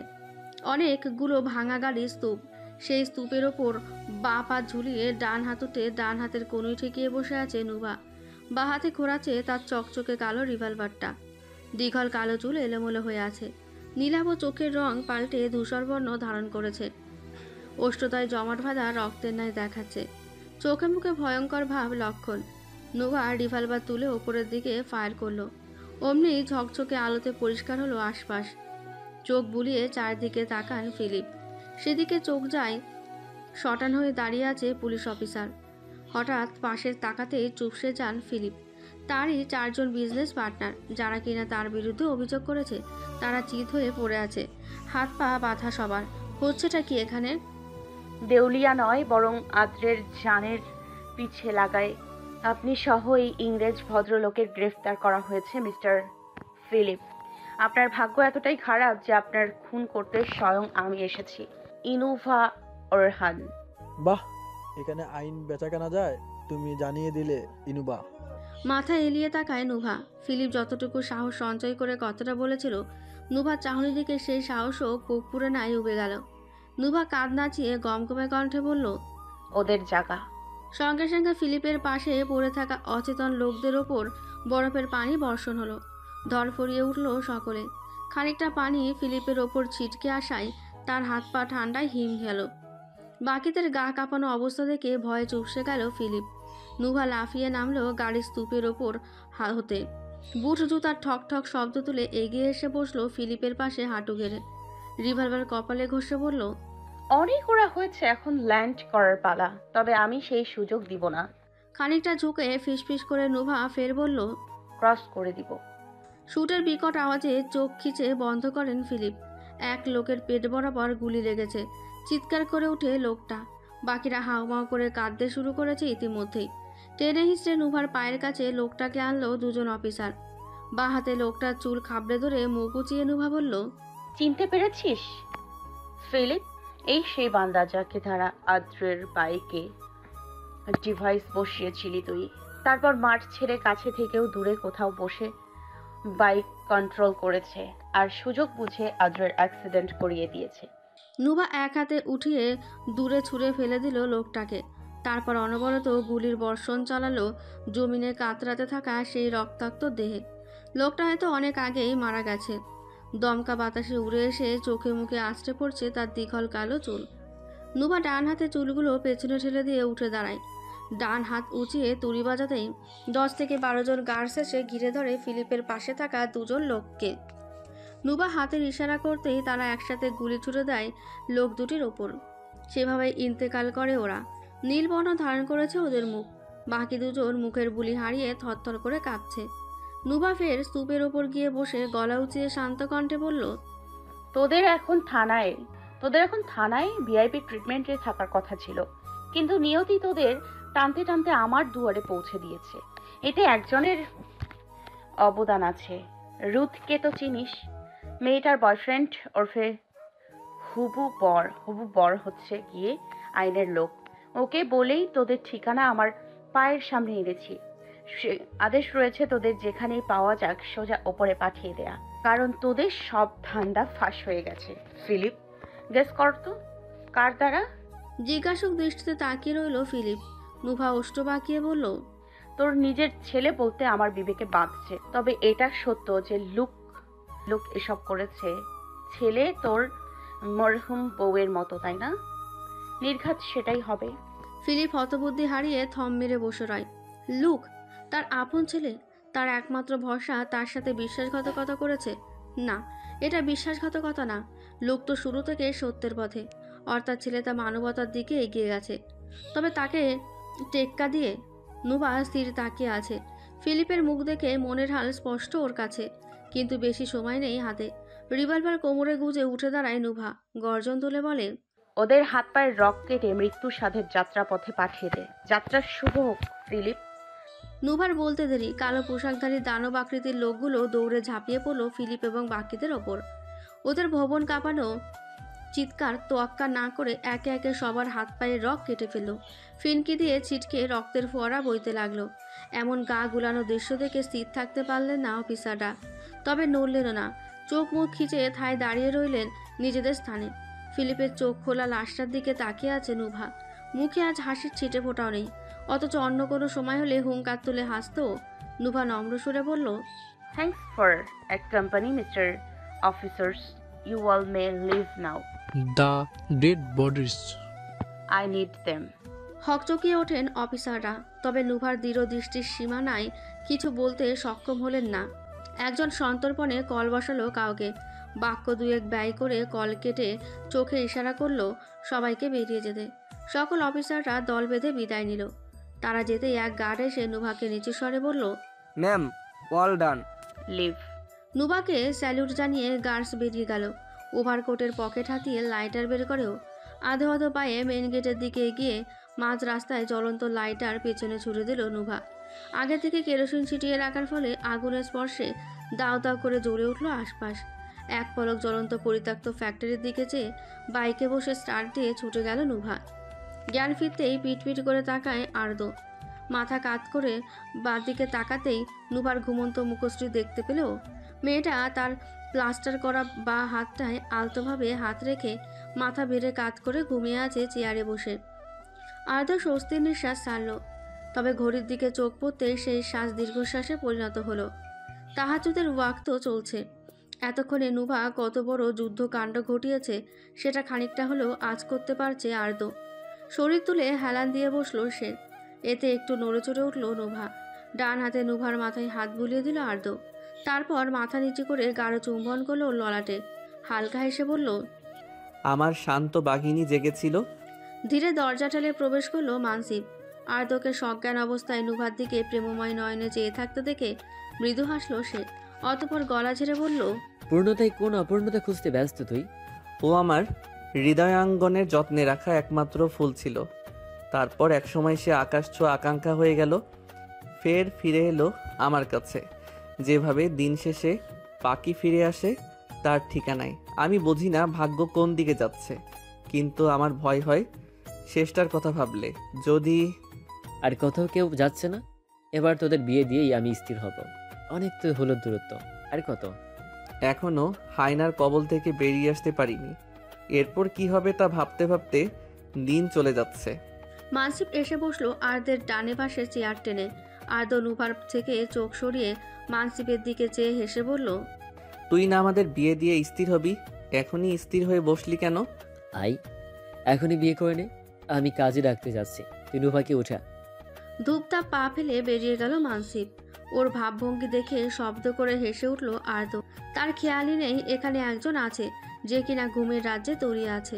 হঠাৎ হাস্যধ্বনি শুনে ঘুম ভেঙে যায় নুভার। মাথা তুলে তাকাতেই আর্দ্রের হাস্যজল মুখটা ভেসে উঠল চোখের পর্দায়। নুভার ঘুম ভেঙে গেছে দেখে হাসি থেমে গেল আর্দ্রের। থতমত খেয়ে বলল, অনেক জোরে শব্দ হয়েছে, সরি রে, আমি বুঝতে পারিনি। দোষ মানসিবের, শাআল্লাহ মাত্র বেরিয়ে গেল আমাকে ফাঁসিয়ে। ওই বেটা, চেঁচিয়ে উঠল আর্দ্র। তবে মানসিবের সাড়া এলো না। আবার সত্যি চলে গেল নাকি কাজী আনতে? এমনি নুভার কাঁচা ঘুম ভেঙে গেছে। এখন যদি কাজী এসেছে দেখে তাহলে তো নির্ঘাত বিয়ে করে বসবে। তারপর সুখের বাসরের বদলে দুঃখের আসর জমাতে হবে তাকে। আর্দ্র চোরা চোখে চেয়ে মেকি হাসলো। মেয়েটা ঘুম ঘুম নয়নে তাকিয়ে আছে। আচানক বসা থেকে উঠে বেডে চড়ে বসলো নুভা। আর্দ্র দম আটকে চোখ খিচে বন্ধ করে নিল। কিছুক্ষণ নড়াচড়া করে বুকের ডান পাশে ভর অনুভব করলো আর্দ্র। চোখ খুলে তাকাতে দেখলো নুভা ওর বুকে মাথা রেখে জড়িয়ে ধরে ঘুমাচ্ছে। ওষ্ঠের মাঝে 2 ইঞ্চি ফাঁকা, সেখান থেকে শ্বাসকাজও চালিয়ে যাচ্ছে। আর্দ্র ডান হাতের আঙুল আনলো ওর নাকের সামনে। ঠিকই ধরেছে, নাক বন্ধ নুভার। কপালে হাত রেখে উষ্ণতা ঠাউর করতে পেরে আটকে ওঠে আর্দ্র। দ্রুত কম্বল দ্বারা লেপটে ফেলে ওকে। এই পর্যায়ে চেঁচিয়ে উঠল নুভা, কি শুরু করলি? ঘুমাতেও দিবি না নাকি? তোর শরীর গরম কেন? দেখ নূপ, আমার যদি জ্বর আসে ওই তোকেতেই ফুল স্টপ। তুই আর এগোতে পারবি না। চুপচাপ শুয়ে থাক, আর এই কম্বল সম্বল ওঠা আমার উপর থেকে। কম্বলের নিচ থেকে বেরোলে তোর হাড্ডি গোস্ত ভেঙে রাস্তায় বসিয়ে দেবো বলে দিলাম। আগে নিজের ভাঙা হাত তো ঠিক কর, তারপর আসিস আমার হাড্ডি ভাঙতে। কম্বল ছাড়। আর্দ্র এক হাতেই আরো শক্ত করে জড়িয়ে ধরল নুভাকে। কম্বলের নিচ থেকে কোনো মতে মাথা তুলে নুভা। আর্দ্র হাতের বন্ধন দৃঢ় রেখে বলল, শান্ত হয়ে শুয়ে একটা ঘুম দে, জ্বর চলে যাবে। In your dream. এই কম্বলের তলে গরমে আমি থাকবো না। ছাড় আমাকে। আর্দ্র চোখ বন্ধ করে শুয়ে রইল। ছাড় পাওয়ার জন্য অনবরত চেঁচামেচি করে যাচ্ছে নুভা। এক হাত ভাঙা থাকা সত্ত্বেও আর্দ্রের সাথে পেরে উঠতে পারল না মেয়েটা। বাধ্য হয়ে শব্দ করে নিঃশ্বাস ছেড়ে শুয়ে রইল। এইভাবে কয়েক পলক গেল, আর ঘুম এলো না নুভার চোখে। মাথা তুলে আর্দের চোখ বন্ধ দেখে ভ্রু নাচালো, মৃদু ঝাঁকিয়ে বলে, কিরে, মরে গেলি নাকি? ভাগ্যিস আল্লাহ এখনো বাঁচিয়ে রেখেছে তোর ক্যাচাল শোনার জন্য। বন্ধ চোখে কথাগুলো বলল আর্দ্র। নুভা ঠোঁট ফোলায়, কিছুক্ষণ বাদে ফের বলে, জানিস আমি এক সৌভাগিনী, যে কিনা জন্মের পর থেকে শ্বশুর শাশুড়ি আদরে বড় হয়েছে, আর তুই এক অসভ্য যে কিনা ইহকাল পরকাল কোনো কালই জামাই আদর পাবি না। বউয়ের আদর তো পাবো, কেলানি পাবি নিশ্চিত। তাতেই দৌড়াবে আমার। আর্দ্র ঠোঁট কামড়ে হাসে। নুভা গাল ফুলিয়ে ওর বুকে মাথা রেখে চোখ বন্ধ করলো। কুয়াশা জড়ানো শীতের সকাল, সূর্যের মৃদু তাপ উষ্ণতা ছড়াচ্ছে চারদিকে। গার্ডেন এরিয়ার এক কোণে সোফায় বসে আছে আর্দ্র। সপ্তাহ দুয়েক হলো হাতের প্লাস্টার খুলেই হসপিটাল থেকে রিলিজ পেয়েছে ও। এখন কনুইয়ে ব্যান্ডেজ করা। সময়ের পূর্বেই অনেকাংশে সুস্থ হয়ে গেছে সে। বিষণ্ণ মনে আর্দ্রকে শূন্যে চেয়ে থাকতে দেখে নুভা দাঁড়িয়ে পড়ে। ঘুম ভাঙার পরে বিছানা ছেড়ে আর্দ্রের রুমে যায় ও। সেখানে ছেলেটাকে না পেয়ে পুরো বাড়ি জুড়ে খুঁজতে লাগে ওকে। কোথাও ওকে না পেয়ে মেয়েদের সাথে রীতিমতো চিল্লাপাল্লা করে এসেছে। আর আর্দ্র কিনা এতক্ষণ ধরে এখানে বসে আছে। ধূপদা পা ফেলে এগিয়ে যায় নুভা, কোমরে হাত বেঁধে বলে, এই শীতের সকালে কুয়াশার মাঝে বসে থাকতে কোন ডক্টর বলেছে তোকে? চেঁচিয়ে উঠল নুভা। আর্দ্র সম্বিত ফিরে পেয়ে তাকালেও চোখ তুলে। ছেলেটা এহনো চাহনিতে ভ্রু কুচকে গেল নুভার। পাশের সোফায় আসন পেতে বসে সে নম্র সুরে বলল, আরে ওকে, তোকে কেমন মন মরা দেখাচ্ছে, সব ঠিক আছে তো? আর্দ্র ম্লান মুখে হাসলো আলতো। কপালের ভাঁজ বাড়ল নুভার। চট করে ছেলেটার গালে হাত রেখে কাছে টেনে সন্ধিয়ার নজরে চেয়ে বলল, সত্যি করে বলতো কি হয়েছে? কেউ হুমকি ধামকি দিয়েছে? এই অপ্রিয়া কল দিছে? কিছু বলছে ওই আটা অসুন্দরী? এইরকম কিছুই হয়নি। আর্দ্র নুভাকে ছাড়িয়ে নিল নিজের থেকে। একজন মেয়ে এলো এর মধ্যে। হাতের ট্রে নামিয়ে টেবিলে 2 কাপ ব্ল্যাক কফি রাখলেন তিনি। পা ঘুরিয়ে যেতে নিলেই নুভা নাক কুচকে বলল, আরে আন্টি, আজকে মঙ্গলবার গো, কালা কফির বদলে সবুজ চা খাওয়ার কথা আমার। সরি মা, ভুলে গিয়েছিলাম। তুমি 2 মিনিট অপেক্ষা করো, এখনই গ্রিন টি করে আনছি। আমি তোমাকে বলেছি না এই দায়িত্ব ছোটকে দিতে? তুমি এখন থেকে শুধু রান্না করবে ব্যাস। কিন্তু কোনো কিন্তু না, তোমার বয়স হয়েছে, সকাল সকাল উঠে কাজে লাগতে হবে না তোমার। পৌরা মলিন মুখে কফির কাপের দিকে হাত বাড়ায়। তার আগে নুভা চট করে কাপটা তুলে কফিতে চুমুক দিয়ে বলল, এখন আবার এটা ভেবো না তোমাকে বঞ্চিত করছি। তোমার জায়গা কেউ নিতে পারবে না। তুমি আগে যেমনটা ছিলে এখনো তেমনটাই আমার জন্য। অশ্রুতে চকচক করে উঠল পৌরার মুখখানা। নুভা ওনার দিকে তাকিয়ে ঠোঁটের কোণে হাসি ফুটিয়ে ফের বলল, যাও গিয়ে দেখো ব্রেকফাস্টের কি খবর। আমার গুদাম কিন্তু খালি পড়ে আছে রাত থেকে। চোখে পানি নিয়ে হেসে সম্মতিসূচক মাথা নাড়িয়ে চলে গেলেন পৌরা। আর তো বাঁকা চোখে চেয়ে রইল তার যাওয়ার পারে। এদের ছেড়ে কি নুভা যাবে?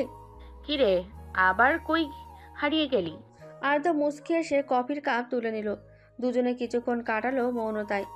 মাঝ অব্দি কফি শেষ করে আর্দ্র ধীর গলায় বলল, একটা কথা বলি। সেটা বলার জন্যই তো শয্যা ছেড়ে এখানে বসে আছিস। সময় নষ্ট না করে বলে ফেল, তারপর মাথা ঠান্ডা করে একটু ঘুমোতে যা। আর্দ্র ফের ওষ্ঠ ছোঁয়ায় কাঁপে। গোপনে নিঃশ্বাস নিয়ে শান্ত কণ্ঠে বলল, তুই বাংলাদেশে যাবি না? অবশ্যই যাব। না, সেই যাওয়া না, আমি বলতে চাইছি পার্মানেন্টলি দেশে ফিরে যাওয়া যায় না? নিঃশব্দে খালি কাপটা টেবিলে রাখলো নুভা। সোফায় হেলান দিয়ে বসে গায়ের শাল টেনে জড়িয়ে নেয়। শূন্যে চেয়ে মুচকি এসে বলে, আমার জীবনের প্রাপ্তির খাতায় লেখা প্রতিটা জিনিস এখানে নিজ থেকে হাসিল করা, সবটা আমার এই স্থানেই। এখানে যা আছে সেটা ছেড়ে আমি যেতে পারবো না। বলতে পারিস আমার শেষ ঠিকানা এই দেশেই, এই শহরেই, এই বাড়িতে, শুধু তুই বাদে। অবশ্য আল্লাহ আমার জন্মের আগেই তোকে পাঠিয়েছে দুনিয়ায়, সেই হিসেবে তুই অগ্রিম প্রাপ্তি। কিঞ্চিত থেমে নুভা শ্বাস নিল। আর্দ্র 2 হাতের মুঠোয় শক্ত করে ধরে রেখেছে হিম হয়ে পড়া কাপটা। নুভা শান্ত কণ্ঠে বলল, তবে তুইও কোনো না কোনোভাবে এখানে আছিস। আমার সৃষ্টি তোর নামের অর্থের সাথে মিলিয়ে আমার ক্যারিয়ারের যাত্রা শুরু। হয়তো মানুষজন মনে করে এখানে আর্থ বলতে আমি পৃথিবীকে বুঝিয়েছি। কথাটা আংশিক সত্য, তুই তো আমার পৃথিবী। আয়াতের হাত থেকে কাপটা নেয় নুভা। টেবিলের কাপ তুলে বসা থেকে দাঁড়িয়ে বলল, আমি বাংলাদেশ ফিরবো, তবে খানিকক্ষণের অতিথি হিসেবে। যাই হোক, এখন অফিস যেতে হবে। চেষ্টা করব সন্ধ্যার আগেই বাড়ি ফেরা। তুই ব্রেকফাস্ট করিস, মেডিসিন যেন কোনো মতেই মিস না যায়। Get well soon. ধীর পায়ে হেঁটে চলে গেল নুভা। আর্দ্র মাথা তুলে আকাশের দিকে তাকালো। সূর্যি মামার প্রকোপে কুয়াশা মিলিয়ে গেছে। দীর্ঘশ্বাস ছেড়ে আর্দ্র বলল, এই দূরত্ব ঘুচিয়ে ফেলা সম্ভব না? নিজ কেবিনের বরাদ্দকৃত চেয়ারে বসে ঘুরছে প্রিয়া। চোখ বন্ধ তার। আজই সেই অনাকাঙ্ক্ষিত দিন। হয়তো আর কিছুক্ষণ বাদে সকল ক্ষমতা হারিয়ে ফেলবেন। তবে নিজের শেষ উপায় পরিকল্পনা প্রতিফলিত হওয়ার আগ অবধি কিছুই নিশ্চিত না। অক্ষিপট বন্ধ রেখেই প্রিয়া আওড়াতে লাগলেন অতীতের স্মৃতি। বিবেকবান হওয়ার আগ থেকে দেওয়ালে টানানো ছবিতেই নিজের জননীকে দেখেছেন প্রিয়া। তার চোখে দেখা শ্রেষ্ঠ সুন্দরী ছিলেন তিনি। এত সৌন্দর্যের অধিকারী হওয়ার পরও প্রিয়ার বাবা পরনারীতে আসক্ত ছিলেন। এই নিয়ে প্রিয়ার বাবা মায়ের মাঝে কখনো তর্ক বিতর্ক লাগেনি, কারণ তাদেরও বিয়ে হয়েছিল ব্যবসায়িক সূত্রে। প্রিয়ার মায়ের কাছে দুটো জিনিসই গুরুত্বপূর্ণ, এক বিজনেস, দুই তার রূপ। তাই প্রিয়ার বাবা বাইরে কারোর সাথে অবৈধ সম্পর্কে থাকা না থাকা তার কাছে ব্যাপার না। তাদের বিয়ের 7 বছর পর প্রিয়ার তার গর্ভে আসে। সেই থেকে তিনি দুর্বল হয়ে পড়তে শুরু করেন মানসিকভাবে। তার এটাই সবসময় মনে হতো, প্রিয়ার জন্মের পর তাকে আর আগের মতো সুন্দর দেখাবে না। মানসিকভাবে ভেঙে পড়ে বহুবার গর্ভপাত ঘটানোর চেষ্টাও করেছেন, তবে প্রত্যেকবার কোনো না কোনোভাবে ব্যর্থ হয়েছেন। অতঃপর প্রিয়ার জন্ম নেওয়া ঠিক 2 ঘন্টা বাদে রহস্যজনকভাবে মারা যান। তার মৃত্যুর কারণ উদ্ঘাটন করতে সক্ষম হয়নি কেউ। এই কাহিনী বাড়ির বৃদ্ধা মেয়েদের কাছ থেকে জেনেছিলেন প্রিয়া। বাবার অন্য নারীর সাথে মেলামেশা সম্পর্কে অবগত ছিলেন তিনিও, তবে সেটাকে কখনো পাত্তা দেননি। মায়ের মতো তিনিও ব্যবসায় এবং সৌন্দর্য নিয়ে পার করেছেন জীবনের অর্ধেকেরও বেশি সময়। মূলত নিজের মায়ের মৃত্যুর রহস্যময় কাহিনী জানতে পেরে তিনি কনসিভ করতে চাননি, কিন্তু ইলিয়াস এবং নাজনীনের জন্য বাধ্য হয়ে তাকে সন্তান নিতে হয়। নিজের উপর ঝুঁকি না বাহ্যিক উপায়ের নুভার জন্ম দেন। জন্মের পর প্রায় সপ্তাহখানেক নুভাকে লাইফ সাপোর্টে রাখা হয়। তিনি যেদিন প্রথম নবজাতক নুভাকে দেখেছিলেন, সেদিন তার চেয়ে অধিক অবাক হয়েছিলেন তার বাবা। নুভা দেখতে কিছুটা না অনেকটাই প্রিয়ার মায়ের মতো। সেই রক্তের ন্যায় লাল ওষ্ঠ, বরফের মতো গায়ের বর্ণ, ঘন কালো চুল, টানা টানা চোখ, তবে কালোর বদলে নীলাভ মণি নিয়ে জন্মেছে নুভা। মুখের আকৃতি কিছুটা ভিন্ন। তখন থেকে নুভাকে দেখে ঘৃণা জন্ম প্রিয়ার মনে। সময় এবং দূরত্ব বাড়ার সাথে সাথে সেই ঘৃণা বৃষিয়ে রাগ, ক্ষোভ, ক্রোধের রূপ নেয় তার হৃদয়ে। দরজায় ঠক ঠক ধ্বনি শুনে চোখ খোলেন প্রিয়া। ইশারা করতেই দরজা টেনে ভেতরে এলো লুক। মুখে অপরাধ বোধ ছেয়ে আছে এখনো। প্রিয়া আঙুল নাচিয়ে বসতে বলেন তাকে। সম্মুখে চেয়ার টেনে বসলো লুক। একজন স্টাফ এসে ওয়াইনের বোতল এবং 2টো গ্লাস রেখে গেল। প্রিয়া গ্লাসে ওয়াইন ঢেলে দিতেই লুক বলে, আমি ইসলাম গ্রহণ করেছি, আর আমার ধর্মে সব হারাম। ঘাড় ফিরে তাকালেন প্রিয়া। বিস্ময় ভাব চোখ মুখ হতে উপচে পড়ছে তার। ইতিমধ্যে পুরো গ্লাস ওয়াইন ভর্তি হয়ে যাওয়ায় অতিরিক্ত তরল গ্লাস বেয়ে চুয়ে চুয়ে পড়তে লাগলো। সেকেন্ড কয়েকে নিজেকে ধাতস্থ করে নেয় প্রিয়া। বোতল এবং গ্লাস দুটোই সাইডে রাখেন। মৃদু হেসে বলেন, অনেক দ্রুত এগোচ্ছ তুমি। আরও আগে এগোনোর প্রয়োজন ছিল। আমার দেরি হয়ে গেছে সঠিক পথে যেতে। কি বলতে চাইছো তুমি? আমি আপনার কোনো কাজে আসবো না মিসেস প্রিয়া, তবু কেন ডেকেছেন আমায়? ফিলিপের সাথে এমনটা করতে তোমার বিবেকে বাঁধেনি? আই থিঙ্ক আমি খারাপ কিছু করিনি, যা সত্য তাই করেছি, and the result was good. শান্ত কণ্ঠে শক্ত চাহনি লুকের। প্রিয়া ওষ্ঠ প্রসারিত করে বাঁকা হাসেন। চেয়ারে হেলান দিয়ে বলেন, ইনুভা, তোমার সৎ ফুপাতো বোনের হাতে ফিলিপ মারা গিয়েছে লুক। পুলিশ কিচ্ছু করেনি। ইনুভাকে নিজের মেয়ে বলে দাবি করছেন? আনবিলিভেবল। কাহিনীর অন্তিম প্রহর চলছে, সময় বলে দেবে কে হারে কে জিতে। শেষ গুটি চালিয়েছি, আমি হেরে গেলেও ইনুভা জিতবে না। চট করে তাকায় লুক। তার বিস্ফোরিত নয়ন দেখে প্রিয়া শব্দ করে হেসে ওঠেন। ঠাস করে দরজা খুলে প্রবেশ করে রুথ, সাথে পুলিশ অফিসারের দল। তাদের মধ্যে একজন এগিয়ে এসে কঠোর গলায় বলেন, you are under arrange mister Priya? Any proof? লোক বসা থেকে উঠে পকেট থেকে ফোন বের করলো। সেটা এতক্ষণ রুথের সাথে অনগোয়িং কলে ছিল। ট্রান্সলেট করে প্রিয়ার প্রতিটা কথাই শুনেছেন পুলিশ অফিসার। স্বীকারোক্তির চেয়ে যোগ্য প্রমাণ আর দ্বিতীয়টি কি হয় কি? প্রিয়া স্ক্রিনে চেয়ে উঠে দাঁড়ান, বাঁকা হেসে বলেন, রুথকে বিয়ে করতে যাচ্ছ লুক? সেটা না হয় উপরে গিয়ে জানবেন প্রিয়া। যতটুকু জানি বেশি দিন ঠাঁই হবে না আপনার এই পৃথিবীতেই। কাল কোর্টেই আপনার বিচার হবে। প্রিয়া চোখ ঘুরিয়ে তাকান। দরজার সামনে শটান দাঁড়িয়ে আছে নুভা, চোখ মুখে প্রাপ্তিময় হাসি। প্রিয়া ঠোঁট উল্টে বলেন, আদ্রের কিছু হলে ইনুভা বাঁচবে তো? ভ্রু কোচকাল নুভা। প্রিয়া একটু সময় চেয়ে নেন, ল্যান্ডফোন তুলে কল বসিয়ে হাস্যমুখে বলেন, start up the final touch. হাতের মুঠোয় থাকা ফোনটা বিফ হলো নোভার। প্রিয়ার থেকে নজর সরিয়ে ফোনের স্ক্রিনে তাকালো। বিদিশা মেসেজ দিয়েছে, নুভা, আমি এয়ারপোর্টে ভাইয়াকে নিতে এসেছিলাম, এসে দেখি আদমান সিফ এখানে। ওরা কি চলে যাচ্ছে? ধক করে ওঠে নুভার বুকটা। পরক্ষণে মনে পড়লো ওরা দুজনে ট্যুরিস্ট ভিসায় এসেছিল, কিন্তু এখন কি হবে? আবার প্রিয়া কোনো আর ভাবতে পারল না নুভা। দৌড়ে চলে গেল সেখান হতে। রুথ লুকও পিছু নিল ওর। অফিসার হ্যান্ডকাপ পরালো প্রিয়াকে। প্রিয়া তার ছেলের হাসি এসে বললেন, সময় নেই। মানসিপ লাগেজ হাতে ফিরে এসে দেখলো আর্দ্র ফোনের দিকে চেয়ে আছে এক নজরে। স্ক্রিনে নুভার হাস্যজল মুখটা। মানসিপ বসলো পাশে, ওর কাঁধে হাত রাখতে আর্দ্র চট করে বলে, মানসিব রে, গিয়ে নুভকে নিয়ে আসি না? আমি বললে ও সত্যিই আসবে। একবারে যখন আনতে পারিসনি তাহলে বহুবারও পারবি না। দিন শেষে তুইও বিয়ে করে এখানেই থেকে যাবে, জানি আমি। না, নুভকে আমি বাংলাদেশে নিয়ে যাবই। কদিন পর পর টুরিস্ট ভিসায় আসিস। আর একটা উপায় বের কর, না হলে দেখা যাবে তোর বাচ্চা কাচ্চাদের জন্য রাখা সেভিংস তাদের মাকে পড়াতেই খরচ হয়ে যাবে। কথা তো ঠিক বলেছিস, এইভাবে ঘন ঘন আসাও কষ্টকর। এক কাজ করি, তুই চলে যা, আমি থেকে যাই এখানে। কোনো না কোনো কাজ তো পাবই। তোর এই ভাঙা হাত আর ডেট অফ বার্থ ভিসা দেখে মানুষ রাখবে না তোর কাজে। এর চেয়ে ভালো একটা ব্যবসায়ী ঘাঁটি বাদ এখানে, নয়তো কি সেটা বল? ব্যবসা ভাল লাগে না? তাহলে কোনো ফ্রেন্ডস মেয়েকে বিয়ে করে নে। এমনি তোর প্রেমে হাবুডুবু খাওয়া মেয়েদের অভাব নেই এখানে। নূপ সতীন সংসার করবে? ওই মেয়েসহ আমাকে খুন করে দুজনকে পৃথিবীর দু প্রান্তে কবর দিয়ে আসবে ও। দুজনের কথা থেমে গেল অ্যানাউন্সমেন্টে। ওদের ফ্লাইটের সময় হয়ে গেছে। মানসিপ উঠে দাঁড়ালো। আর্দ্রকে আসতে বলে দুজনের লাগেজ নিয়ে এগিয়ে গেল ইমিগ্রেশন বিভাগে। আর্দ্র ধীরে উঠে দাঁড়ায়। ভিড়ের মাঝে হারিয়ে গেছে মানসিপ। এক পলক পেছনে ফিরে আর্দ্র পা বাড়ালো।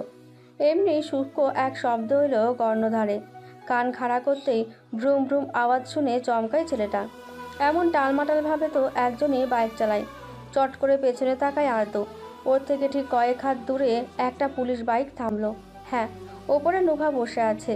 অজান্তেই আর্দ্রের মুখে হাসি ফুটে ওঠে। এদিকে আর্দ্রের পেছনে কালো পোশাকে আবৃত এক লোককে দেখে হকচকিয়ে ওঠে নুভা। দ্রুত বাইক থেকে নেমে দৌড় লাগালো ও। এর মধ্যে এয়ারপোর্টে কর্মরত পুলিশ ওর পিছু লাগালো বাইক ছুটিয়ে ভেতরে আসার দায়ে। নুভাকে প্রাণপণে ছুটে আসতে দেখে আর্দ্র কয়েক কদম এগোতে নেয়, তবে ভিড়ের জন্য সক্ষম হয় না। নুভার নজর আর্দ্রের পেছনে থাকা লোকটার দিকে। সেও ভিড় ঠেলে এগিয়ে এসেছে আর্দ্রের নিকটে। এক প্রকার ধাক্কা দিয়ে সবাইকে সরিয়ে গতি বাড়িয়ে নুভা দৌড়ে গেল আর্দ্রের কাছে। শ্বাসরুদ্ধকর অবস্থা মেয়েটার। লোকজন ভিড় ঠেলে সরে এলো আর্দ্রের সামনে হতে। আর্দ্র পা বাড়ালো সামনে। সেই সাথে লোকটার গতি বাড়িয়ে পোশাকের আড়াল হতে কিছু বের করলো। নুভা আর না পেরে এক লাফে আর্দ্রের কাছে এসে ওর বাহু আঁকড়ে ধরে হাসকা টান দিয়ে ওকে সরিয়ে দিয়ে নিজে দাঁড়িয়ে গেল ওর স্থানে। আচমকা এমন হওয়া আর্দ্র বেসামাল হয়ে পড়ে যেতে নিলেও নিজেকে সামলে নিল। তখনই খচ করে শব্দ হয়। আর্দ্র দৃষ্টি নিক্ষেপ করে সম্মুখে। নুভা চোখ বড় বড় করে চেয়ে আছে। হাঁ করে নিঃশ্বাস নিচ্ছে মেয়েটা। তার পেছনে একটা লোক দাঁড়ানো। হঠাৎ আশেপাশের লোকজন চিৎকার করে উঠল। নিচের দিকে চোখ যেতেই আর্দ্রের দুনিয়া উল্টে গেল। নুভার পেট থেকে চুইয়ে চুইয়ে রক্ত ঝরছে। লোকটা ছুরি বের করে ফের ঢুকিয়ে দেয় নুভার জখম হওয়া স্থানে। ভারসাম্য হারিয়ে নুভা লুটিয়ে পড়তে নেয় জমিনে। নূপ! আর্দ্র ঝাঁপিয়ে পড়ে ফ্লোরে। নুভা এসে তার বাহুতে এলিয়ে পড়ল। আশেপাশের পুলিশ সাথে সাথে লোকটাকে ধরে ফেলেছে। আর্দ্রের চিৎকার শুনে মানসিপ দৌড়ে আসে ইমিগ্রেশন লাইন ছেড়ে। চোখের সামনে ঘটে যাওয়া দৃশ্য দেখে থমকে দাঁড়ায়ও। হাত ফসকে পড়ে গেল পাসপোর্ট ভিসা। ধক করে হাঁটু গেড়ে বসে পড়ল ফ্লোরে। আর্দ্র নুবাকে জাপটে ধরে চিৎকার করে যাচ্ছে। চোখের পানি বাঁধ মানছে না। নুব, এই নুব, দেখ এখন মজা করার সময় না, দোহাই লাগে চোখ খোল। নুব, নুবরে, একবার তাকা আমার দিকে। কিছু হবে না তোর, আমি বলছি তো, কিছু হবে না। আল্লাহ তোকে আমার থেকে নেবে না নুব। ভালোবাসি, অনেক ভালোবাসি, নিজের চেয়ে এই দুনিয়ার সব কিছুর চেয়ে অধিক ভালোবাসি তোকে নুব। পিটপিট করে চেয়ে আছে নুবা, নিঃশ্বাস ভারী হয়ে আসছে। রক্তের বন্যা বয়ে যাচ্ছে ফ্লোরে। আর্দ্র কোমরে বাঁধা সোয়েটার নুবার পিঠের নিচে চাপা দিল। অ্যাম্বুলেন্স পথে। লোকজন ভয়ে দূরে গিয়ে দাঁড়িয়েছে। প্রায় সবার হাতেই ক্যামেরা। নুভা ডান হাতটা উঠাতে চাইল, তবে ব্যর্থ হলো। বহু কষ্টে হাতটা আর্দ্রের দিকে বাড়িয়ে দিতেই সে ধরল হাতটা চেপে। এত যন্ত্রণার মাঝে হাসল নুভা। ঠোঁট নাড়িয়ে মৃদুস্বরে বলল, আমায় না বলে চলে এলি, আমার না বলেই চলে যাচ্ছিলি। আমার জীবনে একটাই শখ জেগেছিল, বিয়ে করব তোকে, আজীবন তোর সঙ্গে থাকবো। সেটা হয়েও না হওয়ার পথে কেউ না কেউ বাধা হয়েই দাঁড়ায়। এখন আর কোনো বাধা নেই, কারণ আমিও নেই অবস্থা। তোকে অনেকবার বলেছি তোকে ভালোবাসি আমি আদ্র, কিন্তু তুই সবসময় গোপনেই রেখেছিস। আজও আমায় বলবি না কিছু? ভালোবাসি, অনেক ভালোবাসি, নিজের চেয়ে এই দুনিয়ার সব কিছুর চেয়ে অধিক ভালোবাসি তোকে নুব। এই ভালোবাসার পূর্ণতাও পাবে। কত যুক্ত অপেক্ষা করলি, আর একটু ধৈর্য ধর। ওষ্ঠ প্রসারিত করে হাসল নুভা। অমনি এক অবিশ্বাস্য ঘটনা ঘটল। নুভার নীলাভ চক্ষু বেয়ে গড়িয়ে পড়ল এক ফোঁটা অশ্রুকণা। আর্দ্র বিস্ফোরিত নয়নে তাকিয়ে আছে। নুভা ওর চেপে রাখা হাতটা শরীরের সবটুকু বল দিয়ে টেনে ওষ্ঠের কাছে এনে চুমু খেলো। এমন অবস্থায় সেই জলজলে নীলাভ চোখ দুটো বন্ধ হয়ে এলো। শরীর তুলে জোরে নিঃশ্বাস ছাড়ল নুভা। মানসিক হামাগুড়ি দিয়ে দ্রুত এগিয়ে এলো। মেয়েটার নীল গালে চাপড় দিয়ে কাঁপা কাঁপা কণ্ঠে বলল, নুভা, নুভা, এই নুভা, তাকেও না অবস্থানে নি। আর্দ্র নুভার নিষ্প্রাণ বুকে মাথা রেখে শব্দ করে কাঁদতে লাগলো। উন্মাদের ন্যায় মাথা ছাকাচ্ছে সে। মানসিক অনবরত নুভার হাতে হাত ঘষে যাচ্ছে, কিন্তু কোনো লাভ হচ্ছে না। নুভার কোনো প্রকার সাড়া নেই। হঠাৎ আর্দ্র মাথা তুলে তাকায়। কান্নারত অবস্থায় ফের নুভার বুকে কান পাতে। ঢপ ঢপ ঢপ ঢপ ক্ষণে ক্ষণে কাঁপাচ্ছে নুভার হৃৎপিণ্ড। আর্দ্র চট করে মাথা তুলে বলল, নুব নিঃশ্বাস নিচ্ছে, আমার নুব বেঁচে আছে। অ্যাম্বুলেন্স! চেঁচিয়ে উঠল মানসি। ভাগ্যক্রমে সেই মুহূর্তেই অ্যাম্বুলেন্স এসে হাজির হলো। স্ট্রেচার আনার পূর্বেই আর্দ্র নুভাকে পাজা কোলে তুলে দৌড়ে নিয়ে উঠল অ্যাম্বুলেন্সে। মানসিব দ্রুত ওর পাশে এসে বসে আটকে দিল দরজা। সাইরেন বাজিয়ে অ্যাম্বুলেন্স ছুটল হসপিটালের উদ্দেশ্যে। অপারেশন থিয়েটারের সামনে অপেক্ষা করছে আর্দ্র, মানসিব। দুজনের পোশাকে ছেয়ে আছে তাজা রক্ত। আর্দ্র উন্মাদের মতো আচরণ করছে। মাথা ঠিক নেই ছেলেটার। দুশ্চিন্তা ফেটে পড়ছে সে। অমঙ্গলকর আশঙ্কা চারা দিয়ে উঠেছে মস্তিষ্কে বারংবার। নিজেকে সামলাতে হিমশিম খাচ্ছে। মানসিব থমকে দাঁড়িয়ে আছে, কিছু বলার মতো খুঁজে পাচ্ছে না। রুদ বসে ফোপাচ্ছে। লুক ওকে সান্ত্বনা দিচ্ছে। ইতিমধ্যে দৌড়ে ওদের কাছে এলো বিদিশা, তার সাথে বারিশও এসেছে। আর্দ্র মানসিবের কাছে গিয়ে ওদের কাঁধে হাত রাখলো বারিশ। ধীর গলায় বলল, আল্লাহর উপর বিশ্বাস রাখো, ইনশাল্লাহ আবার সব ঠিক হয়ে যাবে। আর্দ্র চাপড়ে ধরলো বারিশকে। ডুকরে কেঁদে উঠলো এবার। হালকা করে ওর পিঠে চাপড় দিল বারিশ। মানসিব মাথা নত করে চোখের পানি ফেলছে। বিদিশাকে দেখে রুথের কান্নার হিরোক বেড়ে গেল। মেয়েটাকে জড়িয়ে ধরলো বিদিশা। তখনই দরজা ঠেলে নার্স বেরিয়ে এলো। লুক দ্রুত তার দিকে এগিয়ে বিচলিত হয়ে বলল, sister, how is she? I can't say anything, sir. You can talk to that doctor about it.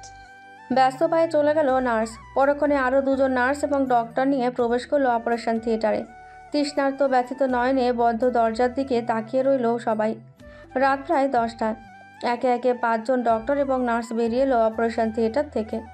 আর্দ্র চট করে বসা থেকে উঠে এগিয়ে গেল। ডক্টর মুখের মাস্ক খুলে ম্লান মুখে বলল, ওনার কন্ডিশন ভালো না, শরীর থেকে অনেক পরিমাণ ব্লাড বেরিয়ে গেছে, তাছাড়া আঘাত দুটো বেশ গাঢ়। আমরা পরিস্থিতি তেমন একটা নিয়ন্ত্রণে আনতে সক্ষম হয়নি। জ্ঞান ফিরেনি ওনার, আর কতক্ষণ তার নিঃশ্বাস বইবে সেটা সৃষ্টিকর্তার ওপর নির্ভর করে। ওই এক্সট্রিমলি অ্যাপোলজাইজ। মাথা নত করে ডক্টর এবং নার্সরা চলে গেল। আর্দ্র থম মেরে দাঁড়িয়ে থেকে দৌড়ে গেল ডক্টরের দিকে। তার পথ আটকে বলল, আমি ওকে দেখতে পারবো? ডক্টররা একে অপরের দিকে তাকালেন।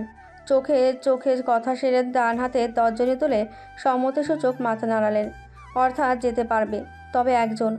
আর্দ্র সময় ব্যয় করল না, ছুটে গেল আইসিইউ এর দিকে। নুভাকে সেখানে রাখা হয়েছে লাইফ সাপোর্টে। দরজা ঠেলে ভেতরে যেতেই থমকালো আর্দ্র। বেডে শটাং হয়ে শুয়ে আছে নুভার নিস্তেজ দেহখানা। রক্তহীন নীলবর্ণ মুখে অক্সিজেন মাস্ক লাগানো। আর্দ্রের গাল বেয়ে গড়িয়ে পড়ছে অশ্রুধারা। টলমলে চোখে ভেসে উঠল সেই রাতের কাহিনী। ঠিক এভাবেই তো শুয়েছিলেন ইলিয়াস ওরহান।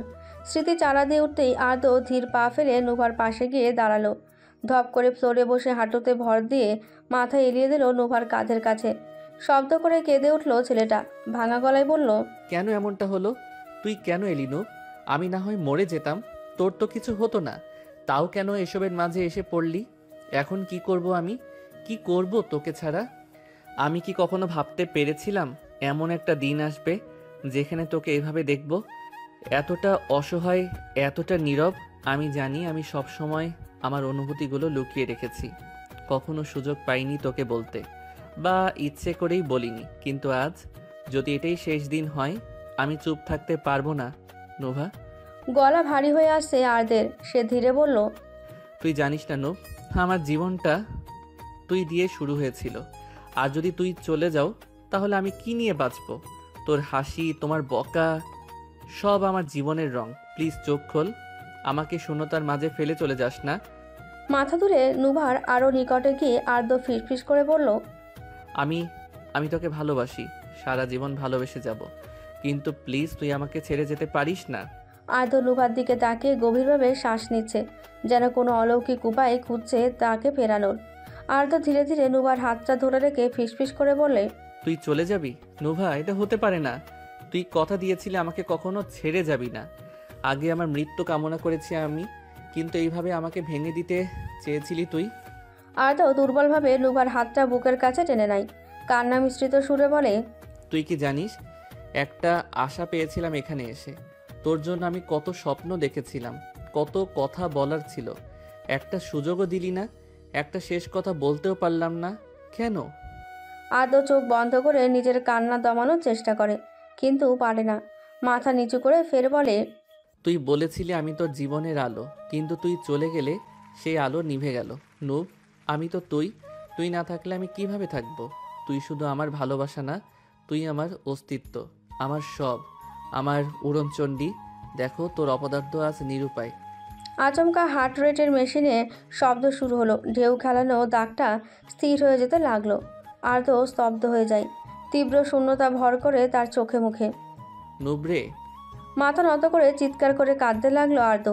আইসিইউর চার দেওয়ালের কষ্টের চিৎকারগুলো বাড়ি খেতে লাগলো। আর্দ্র আঁকড়ে ধরে রেখে নুভার ঠান্ডা শরীরটা। কাঁদতে কাঁদতে হেঁচকি তুলে ফেলেছে, যন্ত্রণায় ছটফট করছে। কান্নার মাঝে মাথায় কারো হাতের স্পর্শ পায় আর্দ্র। চেপে ধরে সেই হাতটা। হঠাৎ মস্তিষ্কে সূক্ষ্ম টান অনুভব করেও কাঁপা কাঁপা ভঙ্গিতে মাথা তোলে আর্দ্র। আদ্র, বা হাতে দুর্বলভাবে মুখের মাস্ক খুলে ফেলে নুভা। আর্দ্র বিস্ফোরিত নয়নে তাকায় মেশিনের দিকে। হৃদস্পন্দন খানিকটা স্বাভাবিক গতিতে চলছে। ওষ্ঠ প্রসারিত করে হাসে নুভা। মিহিকণ্ঠে বলে, এত পানি কোথা থেকে আসে রে? আর আমার ভাগ্যটাও কি আল্লাহ তোকে দান কর। কথাটা শেষ করতে পারল না নুভা। এর পূর্বেই ওর শুষ্ক ওষ্ঠদয়ে গাঢ়ভাবে নিজের অতর যুগল ছুঁয়ে দিল আর্দ্র। নুভার চোখ গোল করে চেয়ে আছে। হার্টবিটের মেশিনের টুট আওয়াজ বেড়ে গেছে। সেই শব্দ শুনে সরে যায় আর্দ্র। অস্থির চিত্তে নুভাকে ডাকতে লাগলো, কিন্তু নুভার মুখে রানী। সে শুধু তাকিয়ে রইল। শব্দ শুনে ডক্টর নার্স প্রায় ছুটে এলো আইসিইউর দিকে। নুভাকে সজ্ঞানে জীবন্ত অবস্থা থেকে তার আশ্চর্যের শীর্ষে পৌঁছে গেল। নুভা বেঁচে আছে কিভাবে? এটা তো করিশ্মা। দ্রুত নুভাকে হেলান দিয়ে বসিয়ে ওর চেক আপ শুরু করলো ডক্টর বিন্দু। একজন প্রশ্ন করছে, জবাবে মাথা দুলিয়ে হুহা শব্দ করে নুভা। ওর ডান হাতটা শক্ত করে দু হাতের মুঠোয় ধরে বসে আছে আর্দ্র। পরীক্ষা শেষে হাসি মুখে ডক্টর বললেন, ইটস মিরাক্কেল। আল্লাহ সহায় হয়েছেন, নয়তো এটা অসম্ভব ছিল। নিজেদের মাঝে আলোচনা করতে করতে বেরিয়ে গেলেন ডক্টর নার্স। আর্দ্র নুভার নিকটে এসে বসলো। ওর গালে হাত রেখে বলল, কথা বলছিস না কেন নূপ? আমার দম আটকে যাচ্ছে, প্লিজ কিছু বল না। টপ টপ করে পানি পড়ছে আর্দ্রের গাল বেয়ে। নুভা এক দৃষ্টিতে তাকিয়ে আছে। কোনো হেলদোল নেই ওর, যেন কেমন একটা ঘোরের মধ্যে আছে। আর্দ্র অনবরত প্রশ্ন করে যাচ্ছে তো করেই যাচ্ছে। হুট করে নুভা ধীর গলায় বলে, আর একবার। কি? ভ্রু কুচকে তাকায় আর্দ্র। নুভা দৃষ্টি শূন্যে। সে হাত উঁচিয়ে ঠোঁট স্পর্শ করে। ঠোঁটে আঙুল বুলিয়ে বিড়বিড় করে কি যেন বলছে। বিষয়টা আজ করতে পেরে আর্দ্র ছিটকে দূরে সরে যায়। বা হাতের উল্টো পিঠে ওষ্ঠ চেপে ধরে ডানে বামে মাথা নাড়ায়। নুভা ওর দিকে চেয়ে ফের বলে, আরেকটা একটু বিয়ের আগে আর একটাও না, ভুলেও না। বাসকায় কণ্ঠে চেঁচিয়ে উঠল আর্দ্র। নুবা ঠোঁট উল্টে ধপ করে শুয়ে পড়ল বেডে। আঙুল ঠোঁটে রেখে স্বগক্তি সুরে বলল, ওয়াজ সুইট। আর্দ্র পাচ্ছে না অদৃশ্য হয়ে যেতে। এই মেয়ের মুখে কিছু আটকে না, এক নাম্বারে নির্লজ্জ। নুভা তাকায় আর্দ্রের দিকে, মুচকি এসে বলে, শুভ জন্মদিন ইনুভা, দ্বিতীয় জীবনের জন্য শুভকামনা রইল।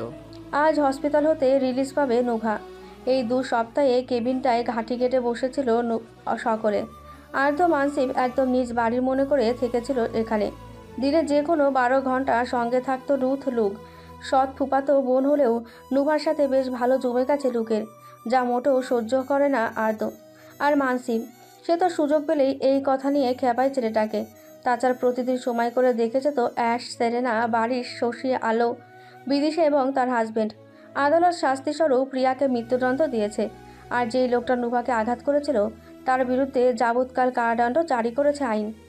এই কাহিনীর 12 দিন কেটে গেছে, তবে এখনও মিডিয়াতে এর ব্যাপার চর্চা। কারণও আছে বটে। একে একে রিয়াদ, প্রিয়া, ফিলিপ এদের সবার কালোবাজারি এবং বেআইনি ব্যবসাগুলোর রহস্য উদ্ঘাটন করছে পুলিশ কর্মকর্তা। তবে সবটা তো আর বের করা সম্ভব না, কিছুটা ঢেকে যায় আড়ালে আবডালে। বেডে হেলান দিয়ে বসে ফোনে সেই আবছা রহস্যের কাহিনী দেখে যাচ্ছে নুভা। আর্দ্র ওকে নাস্তা খাইয়ে দিচ্ছে, আর ফোনটা মানসিবের হাতে। রুথ আর লুক নুভার ব্যাগ গুছিয়ে রাখছে।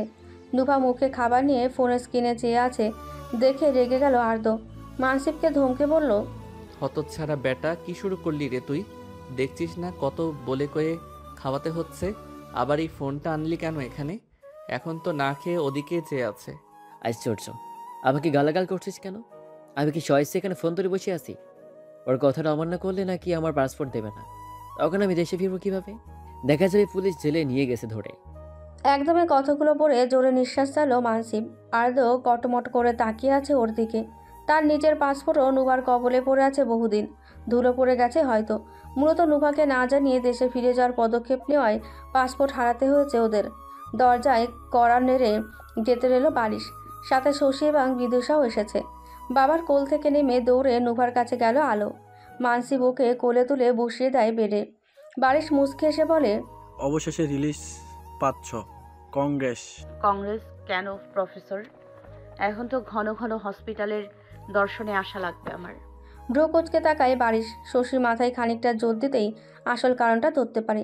বিদেশে এমন একটা ভাব ধরে রুথের সাথে কথা বলছে যেন সে কিছুই শোনেইনি। নুভা ফের বলল, 2 বাচ্চার পিতা হওয়ার পথে আপনি, তবু বুঝতে পারেননি কি বলেছি? নুভার কথা শুনে কান গরম হয়ে গেল বারিশের। রুথ আর লুক নুভার ব্যাগ নিয়ে চলে গেল কেবিন থেকে। ওদের পিছু পিছু গেল বিদিশা, শশী। বারিশ সেদিকে যেয়ে নিচু স্বরে বলল, তুমি এই জীবনের কি শোধরাবে না? নুভা পূর্ণ দৃষ্টি মেলে তাকায়। বারিশ দীর্ঘশ্বাস ছাড়ল। মানসিব উঠে দাঁড়িয়ে বলল, এখানে আবহাওয়া ভালো না, চলুন বাইরে থেকে ঘুরে আসি প্রফেসর। বারিশ নীরবে সম্মতি জানিয়ে চলল মানসিবের পিছু। ওরা চলে যেতেই ফিক করে হেসে উঠল নুভা। আদৌ রাগে দৃষ্টি নিক্ষেপ করে উঠে গেল। আলো ডাগর ডগর আঁখি তুলে চেয়ে বলে, ও কি তোমার বর হয়েছে? এখনো না, তবে হয়ে যাবে শীঘ্রই। ও কিন্তু অনেক হ্যান্ডসাম, তোমার না লাগলে আমাকে দিয়ে দিও। হাসির পরিমাণ বেড়ে গেল নুভার। হাত ধুতে গিয়ে মন মাতানো হাস্যধ্বনি শুনতে পেয়ে থমকায় আর্দ্র। এইটুকুই যথেষ্ট। রাগ উবে গেছে ওর। আয়নায় নিজের প্রতিবিম্বের দিকে চেয়ে মুচকি আসলো সে। হুট করে নুভার কোলে রাখা ফোনটা বেজে উঠল।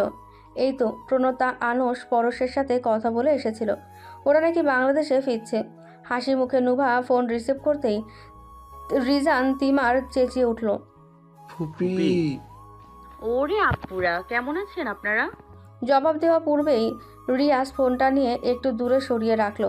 এই তো এবার সবাইকে দেখা যাচ্ছে। পায়েল নাতিদের কোলে বসিয়ে বলল, কি খবর, কেমন আছিস? আল্লাহর রহমত আর তোমাদের সবার দোয়ায় এখন অনেক ভালো আছি। মা, রিলিজ কবে পেয়েছিস? কালই বাড়ি ফিরেছি বড় আব্বু। বাকিরা কই দেখছি না যে। আশার আসন অফিসে, তেজা কলেজে, আর রোয়ানি কিছু কাজ থাকায় হসপিটালে গিয়েছে। রুহানি ভাবি নিজেই তো অসুস্থ, দুজনের ভার নিয়ে তার আবার ডিউটিতে যাওয়ার কি দরকার? বেশিক্ষণ লাগবে না, বলল কারুর সাথে দেখা করতে গেছে। আসার সময় তিজা নিয়ে আসবে। ওই আদ্র কই রে? নুভা মাথা কাত করলো বামে, আর্দ্র চিরুনি করতে ব্যস্ত নুভার দীঘল কালো চুলে। রিয়াজ মুস্কি হাসেন। পায়েল চমকে উঠে বলেন, কি করছে ও? আমার খোলা চুল এলোমেলো হয়ে যায়, তাই ভাবছি কেটে ফেলবো। আর জানার পর পারলে মাথায় তুলে আছাড় দেয়। এখন বসেছে চুল বাঁধতে, ভাবছি কখন নিজেই পেঁচিয়ে যায় চুলের সাথে। নুভা ঘাড় ফিরিয়ে তাকায়। আর্দ্র বিননি করা শুরু করেছে। মুস্কি হাসে নুভা, নড়ে চড়ে বসে বলে, বুড়ি কই গো? ও কোন আদালতে গেল? ফিক করে হেসে উঠলেন রিয়াজ। পায়েল পেছন থেকে চুল বেঁধে আর্দ্র ফিসফিস করে বলল, রাগ করেছে। ওর রাগের চট করে মেয়েটার মুখ চেপে ধরে আর্দ্র। ঠোঁট চেপে হাসছে ছেলেটা। নুভা চোখ ঘুরিয়ে ওর দিকে তাকাতেই এক বয়স্ক কণ্ঠে ভেসে এলো, থেমে গেলে কেন নভ? আমিও শুনি, কি করবে আমার রাগের? ধীর পায়ে হেঁটে আসছে নাজদিন। বয়সের ভারে লাঠিতে ভর করতে হয় এখন। রিজান তিমার উঠে দৌড়ে গেল। দুদিক থেকে তার দু হাত ধরে সাথে করে নিয়ে এলো বৃদ্ধাকে। নুভা ওষ্ঠ প্রসারিত করে হাসলো। নাজদিন সোফায় বসলেন, মুখ ভার। আর্দ্র আস্তে করে ক্যামেরা থেকে নিজেকে লুকিয়ে নিল। বিষয়টা খেয়াল করে নুভা বলল, বুড়ি কিছু ভেবেছো তুমি? নো। আর্দ্রকে থামিয়ে দিল নুভা। আজ যে করে হোক উত্তর জানতেই হবে। নাজদিন চোখ তুলে তাকান। কিছুক্ষণ স্থির চেয়ে থেকে বলেন, এই দুদিনে পৃথিবীতে আর কদিন শ্বাস চলবে জানি না, তাই ভেবেচিন্তে সিদ্ধান্ত নিয়েছি আমি। আগামী মাসে ধুমধাম করে তোমাদের বিয়ে হবে। যত দ্রুত সম্ভব বাংলাদেশে ফিরে এসো। নাজদিন রাজি। খুশিতে চেঁচিয়ে উঠল নুভা। বিস্ময়ে হাঁ হয়ে গেল আর্দ্র। স্ক্রিনে বাবা মায়ের হাস্যজ্জ্বল মুখ দেখে অজান্তেই ওর ঠোঁটের কোণে হাসি ফুটে ওঠে। নুভা উচ্ছ্বসিত হয়ে বলল, আমরা 3 দিনের মধ্যে বাংলাদেশ ফিরছি। এখানে কাজগুলো কমপ্লিট করে নি, ফ্রি হয়ে কল দিব না। আল্লাহ হাফেজ। হেসে উঠলেন সবাই। কল কেটে আর্দ্রের কোলে বসে উঠে বসলো আর নুভা। ওর গলা জড়িয়ে ধরে বলে, আর্দ্রে, আমার বিয়ে হতে যাচ্ছে। আমি অনেক খুশি। আর মাত্র কয়েকটা দিন। তুই থেকে যাবি সেখানে? তোর ইচ্ছে। তোর সব যে এখানে। তুই সব, যেদিকে চোখ যাবে তোর হাত ধরে সেদিকেই যাব। আমি কিন্তু বেকার। হাসলো নুভা। আর্দ্রের গালে হাত রেখে ঝুঁকলো ওর দিকে। চোখে চোখ রেখে ফিসফিস করে বলল, নিজেকে খুব চালাক ভাবেন আদ্রেশান সাহেব।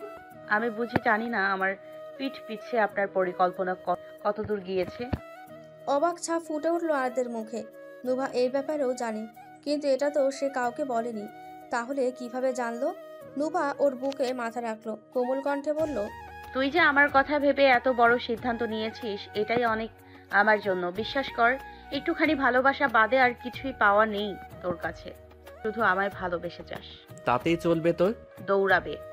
হেসে উঠল দুজনে একত্রে।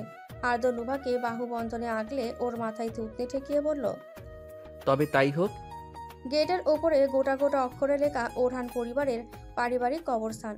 সম্মুখে সারির নতুন মাটির কবরের সামনে হাঁটু করে বসে আছে আর্দ্র। একটু আগে কবর জিয়ারত করে বসলো, দৃষ্টি নিচু, চোখে একরাশ অনুশোচনা।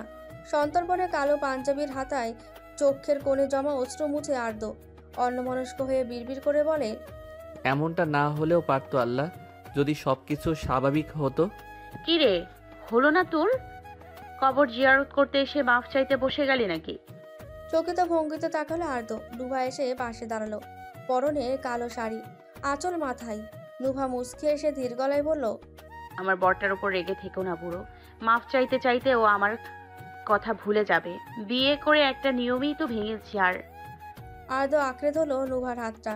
ওর আঙুলের মাঝে আঙুল ডুবিয়ে ওষ্ঠ প্রসারিত করে হাসলো। ধীর কণ্ঠে বলল, আমি কথা দিচ্ছি দাদা, তোমার ভয় আসল জীবনে প্রতিফলিত হবে না।